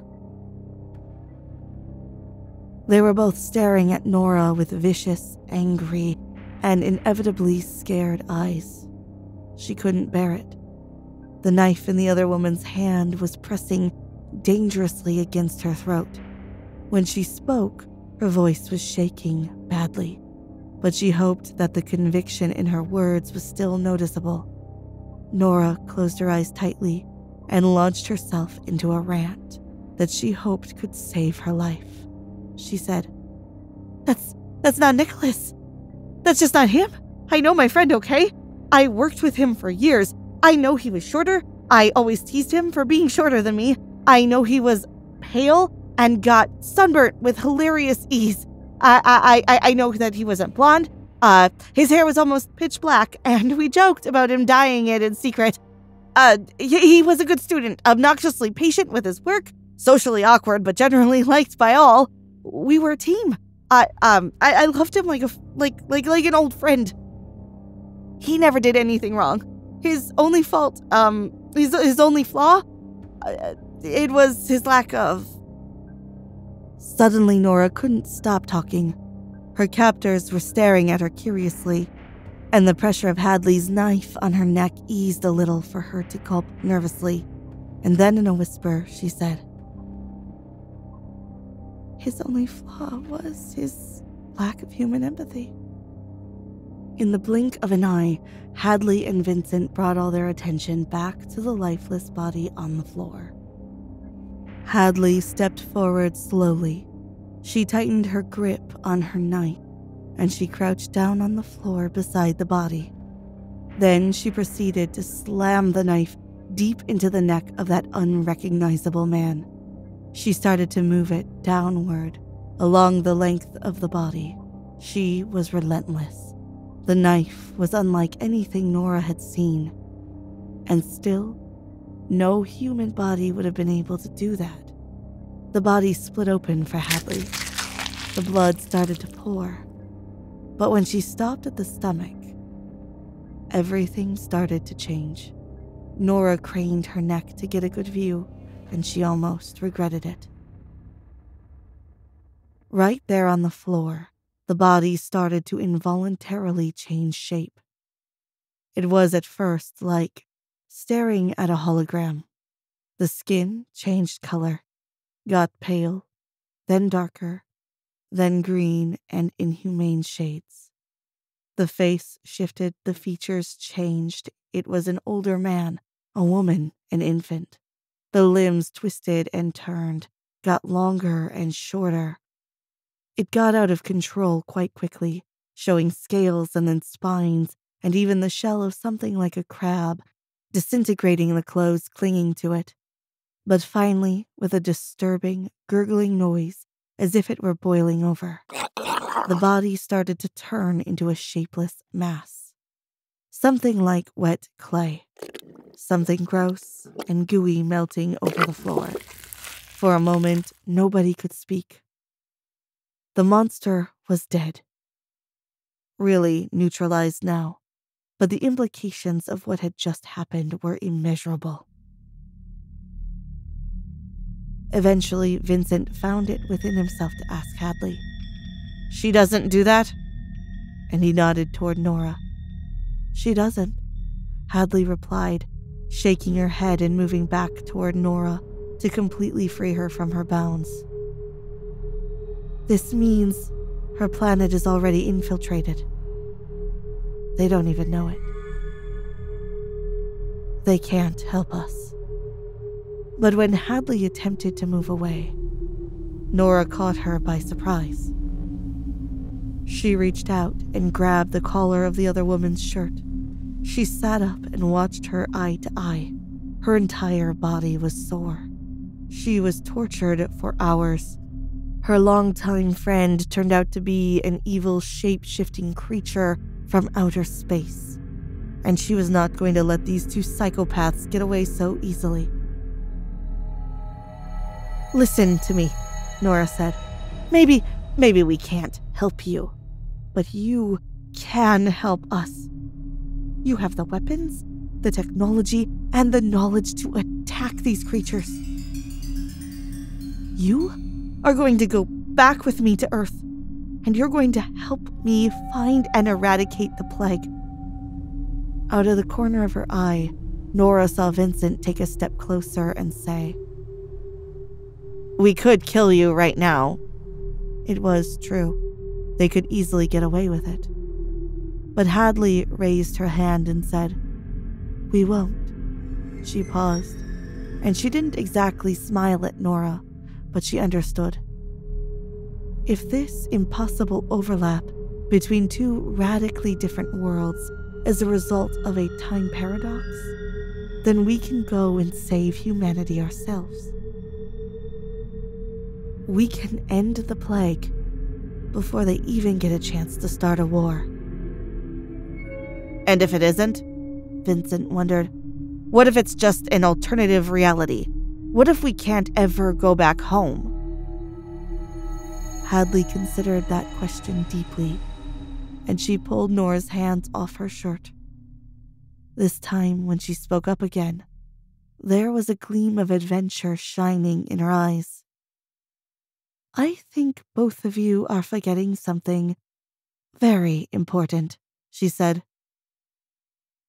None of us can know for sure which version of planet Earth we'll be going back to.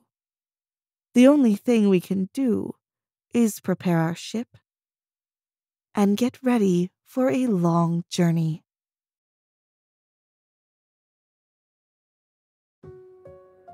Kendrick's eyes sparkled at the revitalizing sight of Acrion's greenish-gray surface. He was here. Finally, after all those years of training for this moment, the opportunity was now afforded to him to step on the legendary planet of Acrion. It poured so much joy into his heart as he sat admiring the image. Everything after that was a confusing mess of darkness and haggard screams. Alarms blared, and the commanding pilot shouted for them to seek safety. Kendrick could do nothing more than choke on his spit in horror. The gravity failed them as the ship careened in its tailspin toward the billowing mass of green. A massive shockwave ripped through the ship and threatened to send all of the crew to hell. But Kendrick couldn't die now. He didn't come this far to kick the bucket. Even as the silence became deafening with the crackle of sparks and the groans of nearby crew members in various tinges of pain, Kendrick pulled his jaw open in a soundless roar. A deep screech overcame his eardrums. Kendrick ripped his eyes open by the will to live. All he saw was darkness. But he was never in the dark for too long, for his ears soon rebounded with a chorus of confused voices. Williams, you okay? Sort out the system. I need it done now. Kendrick? Kendrick! The command pilot, Fitzgerald, shouted. Kendrick could see nothing, but he turned his head to the sound of the command pilot's voice. "I'm here," Kendrick replied. A light blasted in Kendrick's face. He looked up and saw the overpowering figure of Fitzgerald staring down at him. Fitzgerald's voice boomed. All right, get up. We're not dead yet. That was not how Kendrick expected to spend the beginning of his adventure on this planet.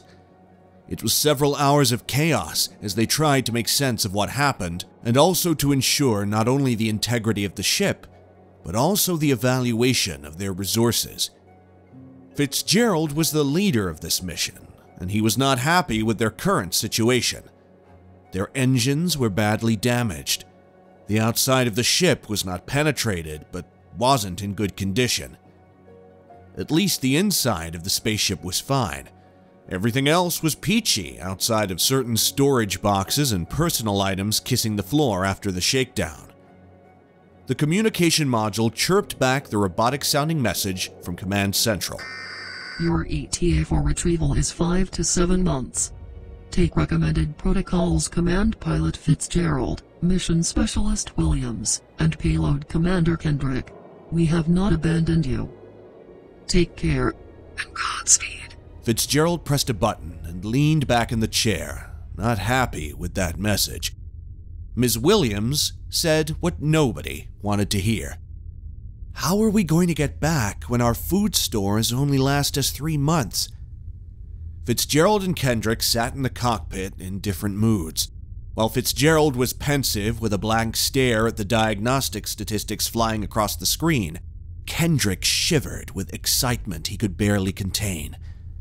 It was Kendrick's dream to come here after all, but he couldn't deny he was a bit worried. Fitzgerald grunted and turned away from the screen. We were only supposed to be here for 1 month. Williams rolled her eyes. The fact that they were here was a blessing enough itself, for Acrion had a cruel climate with its hard-breathing air and haphazard landscape. It made anyone wonder why they would even want to come here, but everyone wanted to. Especially Kendrick. Kendrick said, "Well, I think we should take this time to at least evaluate our landing spot and see what's out there. Who knows? Maybe I could find some edible plants that could be grown for us to survive on.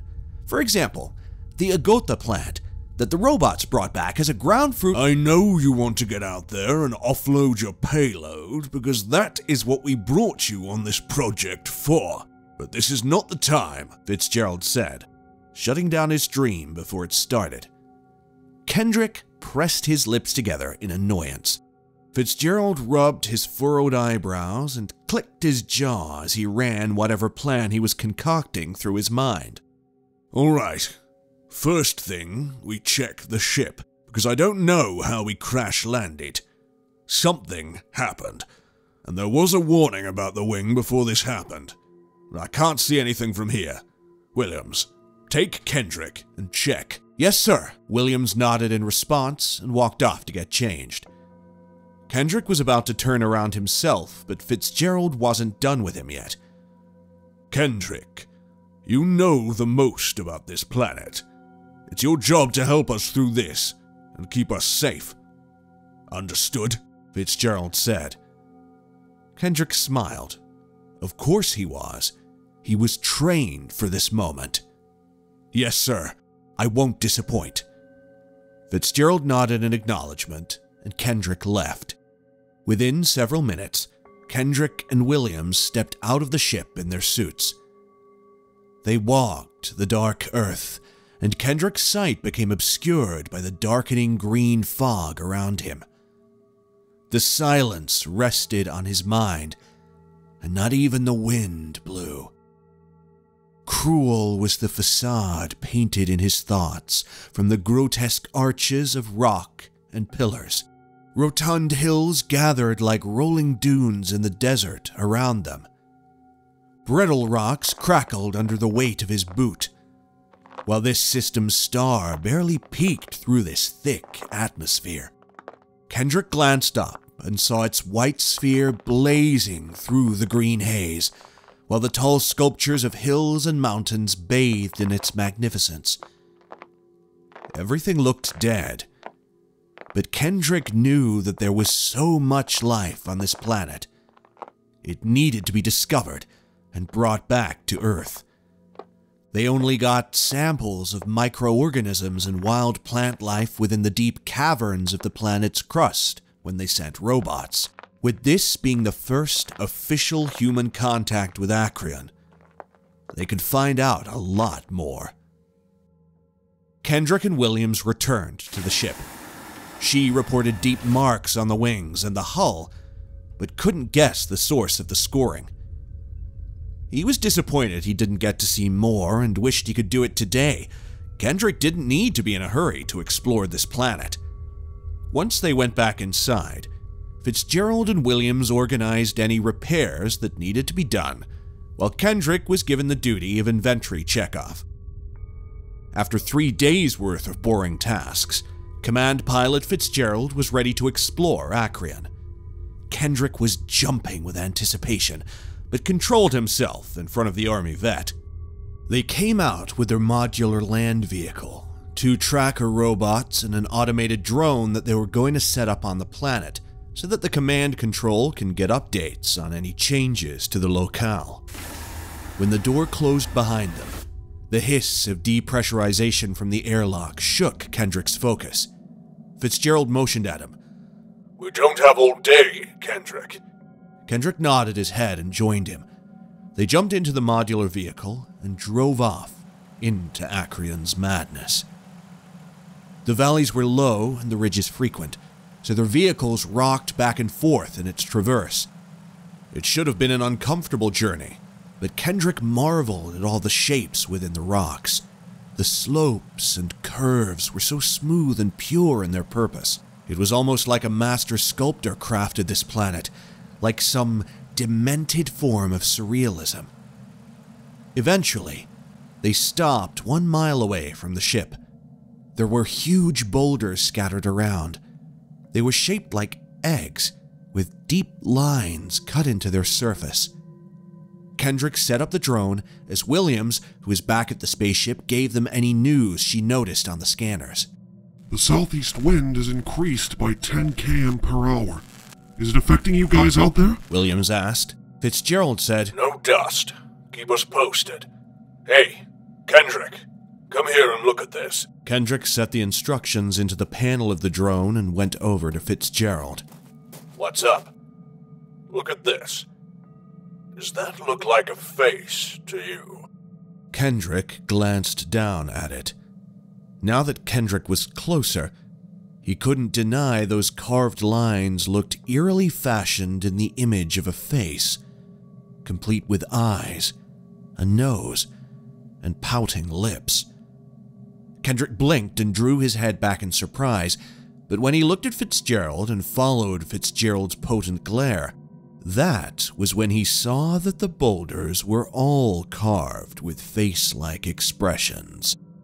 None of them had happy faces, however. Whether it was sadness or anger, one in particular had a deep gorge in the form of a mouth opened wide in horror. Fitzgerald would expect an explanation from Kendrick. Kendrick sputtered out, The wind. I know this planet has storms from time to time, but no wind created that. Fitzgerald spoke, never taking his eyes off that boulder. Kendrick chuckled nervously. Well, that's an interesting assumption, but I mean, it's possible. And if it's done over millennia, yeah. Especially since there are no trees to upset the force of the wind. Fitzgerald turned to him, face rife with disbelief. How come we didn't pick up on this? The last exploration only went 200 yards from the landing site. We're further from the spot. Still, I don't think this means much, but it's an amazing sight. Fitzgerald nodded. Maybe. Take pictures of this. I'm sure Command would love to see this. Be extra vigilant. We're the first humans on this planet. I want to actually get home alive. Kendrick rocked his head. Yes, sir.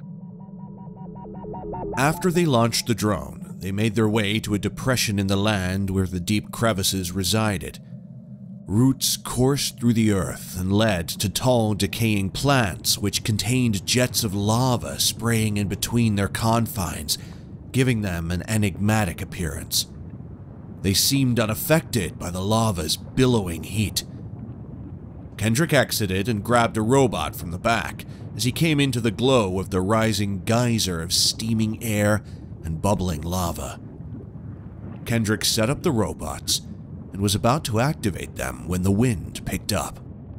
The green fog swarmed lower onto the planet.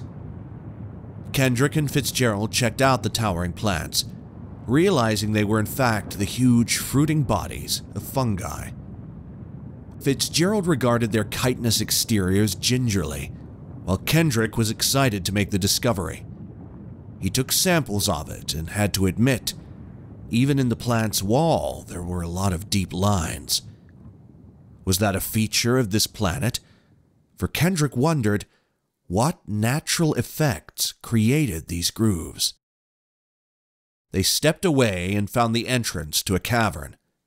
Perfect. Exploring this planet below the ground was on his to-do list. Kendrick took one step forward, and his body was racked with pain. A whistling screech cleaved through his mind. Kendrick's jaw clenched at the sensational boom it caused in his eardrums. Even though the speaker on the suit transmitted the sound of the environment around him, it shouldn't be that loud.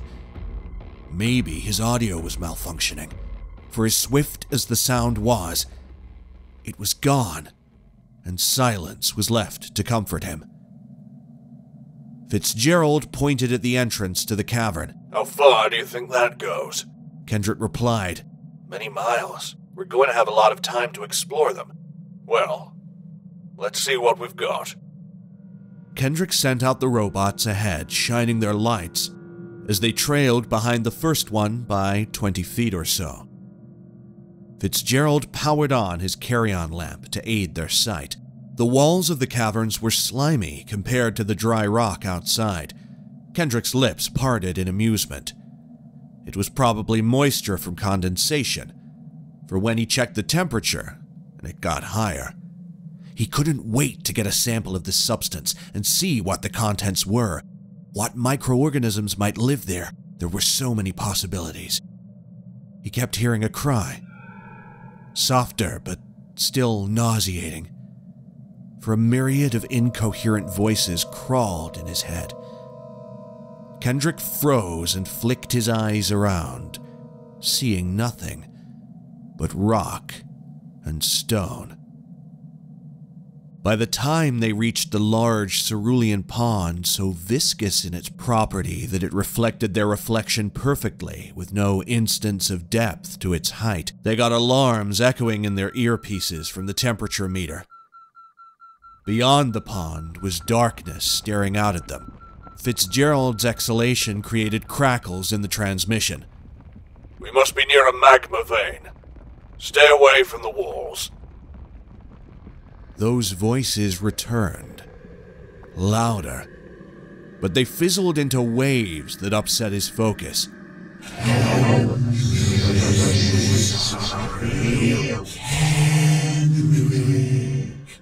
Kendrick's teeth clanked against each other. His eyes went down to the pool, and he saw faces.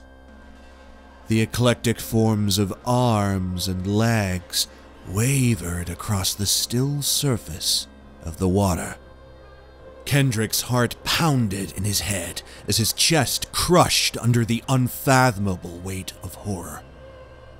Kendrick, step back. Now. Fitzgerald's voice was calm, but the slow release of those words into this tense space said enough. Kendrick looked up and saw nothing over the pool. But when he looked down, they were closer. Their eyes were black holes, but their jawlines pulled apart in ferocious maws that spiraled like a whirlpool, sucking in all ounces of joy into its despair. No. Maybe I'm seeing things. Fitzgerald, maybe we... A screech cut through his head with such power, Kendrick lost his grip on everything. Balance, memory, and himself. A pain consumed his back when he fell onto the ground. He ripped his eyes open and rolled up into the cave, painted in a wild mix of light, either from the robots or Fitzgerald's lamp. Kendrick was confused, but Fitzgerald would drag him out of that confusion by force. Pulled up by the neck brace, Fitzgerald's hands pushed into Kendrick's back and forced him forward. Go! Fitzgerald bellowed. Kendrick ran through the cave, soaked in deep shadows with the light behind him being his only guide. They rushed through the entrance of the cavern and tried navigating the deep ravines and holes on their way to the vehicle. The wind blew with more vigor, and its cries became sadder as if it wished for their demise. They left the vehicle close to the cavern, but the run back to it crept like a mile. Soon, it was in sight, and his soul was lifted. Kendrick tumbled over into it, slamming his shoulder into the car seat. He looked back and saw Fitzgerald motioning at him to start the vehicle, with the green fog thickening into a soup behind him. Kendrick ignited the vehicle, and its roar paled in comparison to the ferocity of the wind. He grabbed the wheel, and Fitzgerald threw himself into the front seat, his helmet almost bashing Kendrick out of the spinning vehicle. Driving out of the 360, Kendrick sped off down the hill. Fitzgerald took the wheel out of Kendrick's fidgeting hands. Kendrick couldn't stop shaking. He couldn't shake the emotion ripping through his body with cruel violence. His oxygen meter blared, but those sounds disappeared into the void as he drowned further into the despair that rattled him senseless. Everything was a fog up until Fitzgerald pulled his sorry behind off the vehicle and into the safety of their spaceship. Williams pulled off Kendrick's helmet, and Fitzgerald grasped Kendrick's face. Breathe. Stay with me. Fitzgerald asked of Kendrick. Kendrick choked after he swallowed. His throat was clogged worse. Fitzgerald nodded his head. You okay? Kendrick blinked and glanced around the cockpit. Fitzgerald's unwavering stare greeted him, while Williams paced like a mad patient. "I'm good," Kendrick whispered. Fitzgerald looked behind him. "Williams, get me a review of stats. Check the cameras also. Tell me what you see." "I didn't see anything," Williams said. Fitzgerald said with more firmness, "Check again." Williams breathed out a frustrated huff and turned on her heel. Kendrick fought the lethargy and stood up with Fitzgerald's help. "What?" Kendrick's eyes widened and he backpedaled. All over Fitzgerald's suit were long, deep marks crossing its surface. Kendrick glanced down at himself, and his suit was torn up similarly.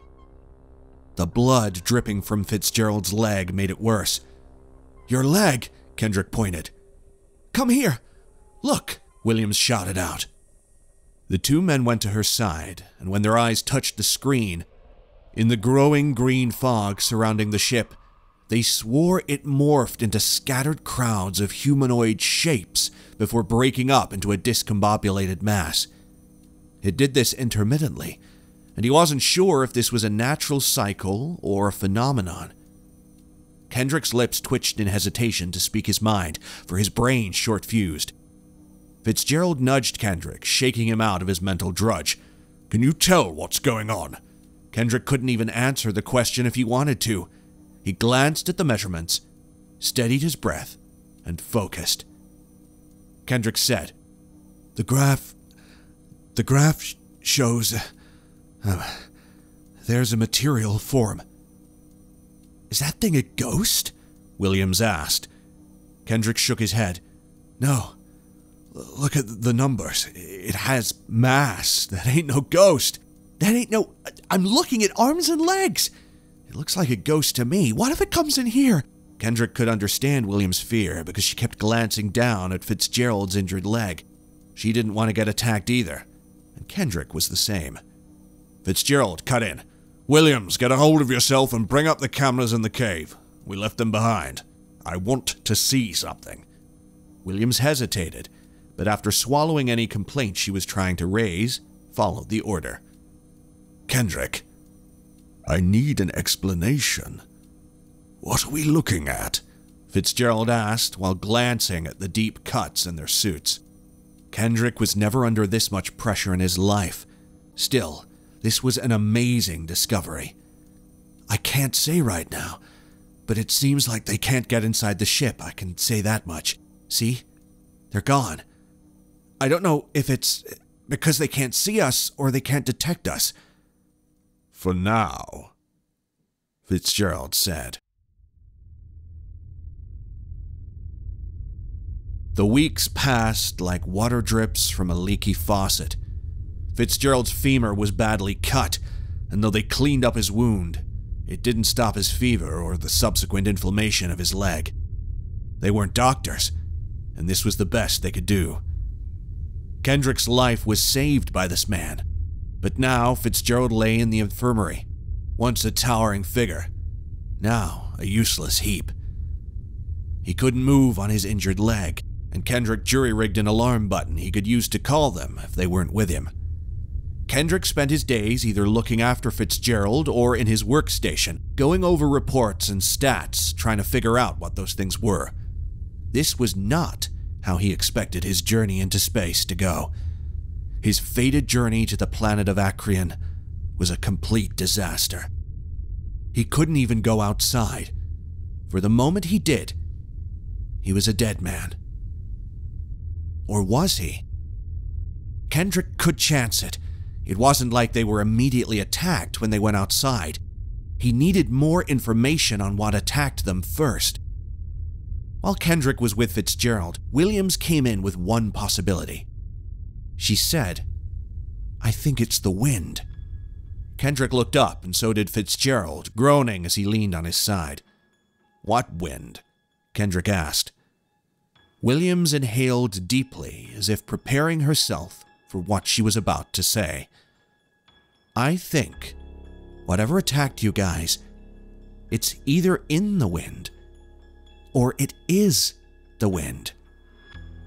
That was ludicrous the moment Kendrick heard it.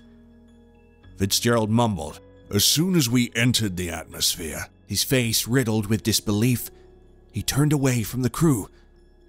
"That's why we crashed." His fist bashed into the bed's frame. Kendrick shook his head and stifled a wry smile. "Wait a minute. You're telling me the wind's alive? That's not possible. There's no way."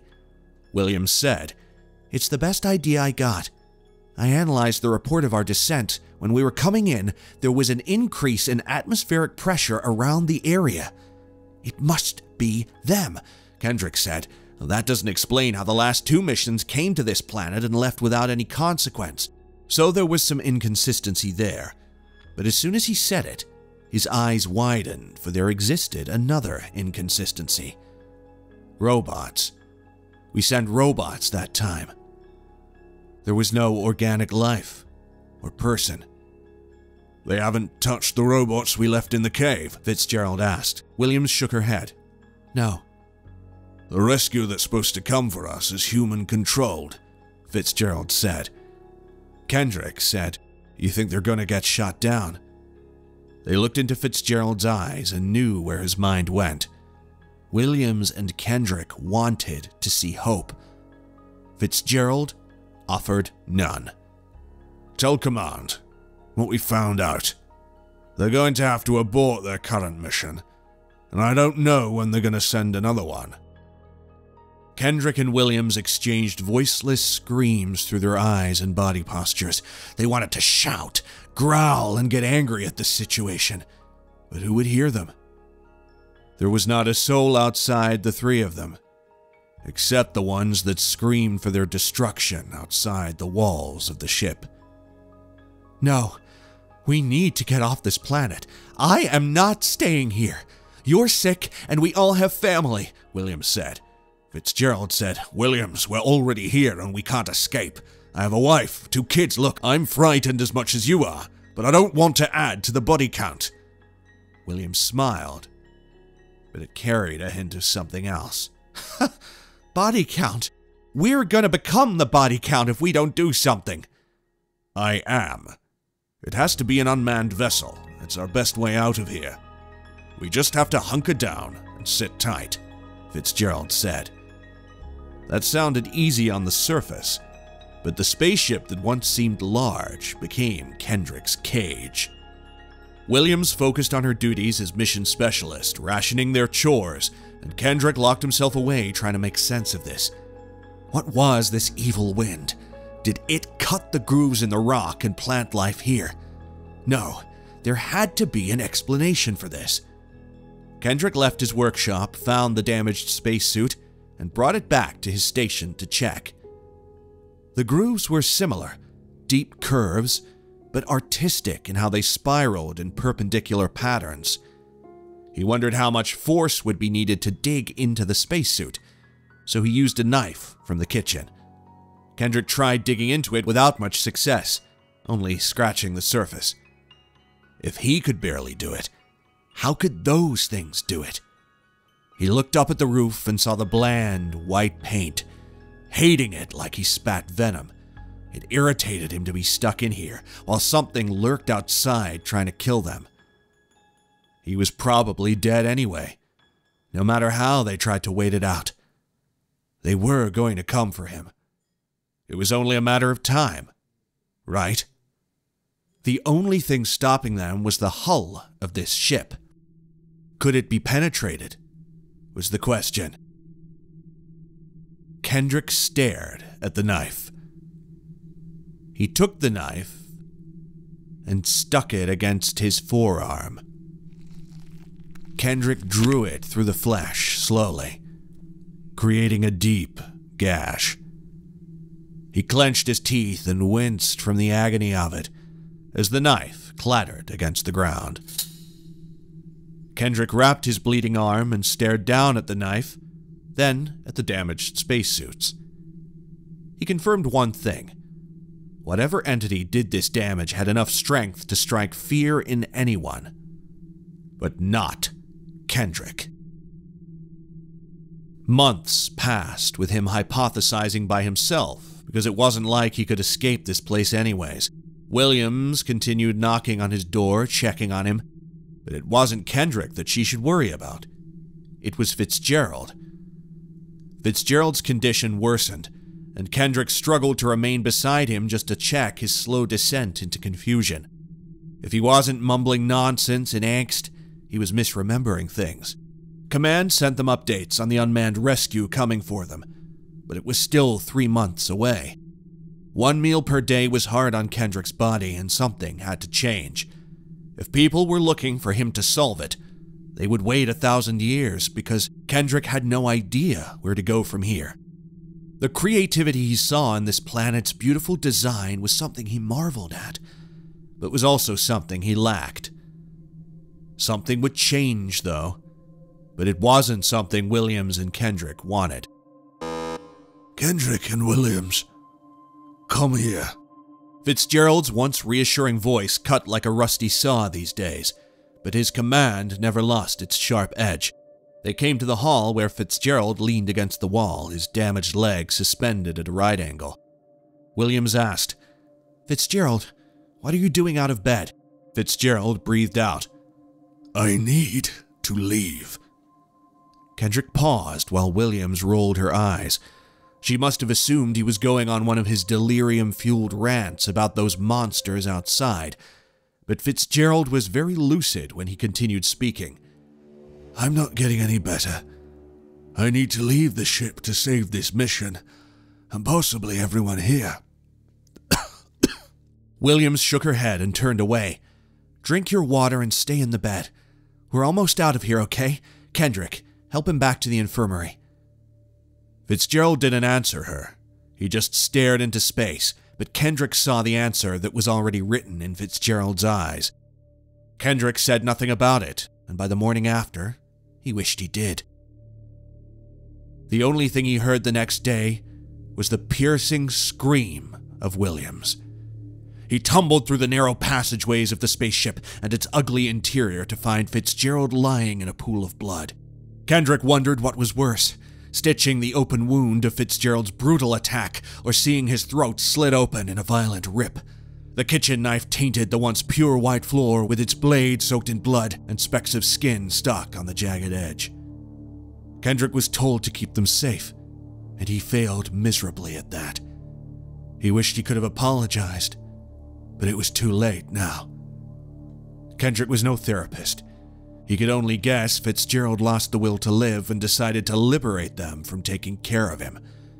In a way, it made some logical sense in his demented mind. But what he did was not only ego-driven, it was also traumatic to all of them. Now, they were going to have to sleep with this image in their minds playing on repeat like the screeching howls of the evil wind. Well, that was one less mouth to feed. Kendrick took the risk of going outside and burying Fitzgerald not only because he wanted to bury the command pilot he respected, but because he wanted to be outside. It had been 6 months, and it just felt good to get out of that cramped space and its walls closing in on him. After he covered Fitzgerald's body under some rocks and planted a flag for the new astronauts that were to come here, Kendrick looked out at the landscape and noted no fog. Light came down in huge beams upon the planet's surface. Kendrick looked back at the ship, but continued further out onto the plain. "Kendrick, you're walking too far from the shuttle," Williams said. Kendrick glanced around at the sloping valleys. "It's fine. I just want to see something." "Kendrick, get back here, now. We don't know what that thing is." "I just want to check out something. I don't think it's the wind. Maybe it's in the fog." "Kendrick, please." Kendrick said to himself, "The light is out. When the sun is up, the fog is less." The wind picked up, and that screech returned, causing his jaw to shudder. His eyes adjusted to the swarming shadows when the light got cut off by the fog. Edges of the fog got closer to him. Williams called out his name, but his mind soon became a deep marsh due to its audible treble. Kendrick inhaled, and his shoulders relaxed in the embrace of the sound. He glanced around and breathed easier. The faint calling of his name faded as the green mist bloomed around him. Around him were faces, many of them, all of them sad and disappointed. They stared at him. Kendrick couldn't move. Alarms blared. They soon overwhelmed his ears more so than William's pleas. That was when the heart-wrenching pain set in. His eyesight blurred, while black spots grew from the edges of his vision. The suit leaked oxygen, and he inhaled his last breath. Thankfully, it was the air of Acreon.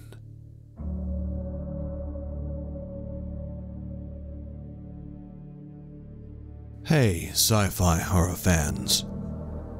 It's Thomas. Thanks for listening.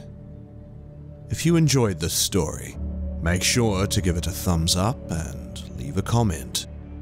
And remember, stay cosmic.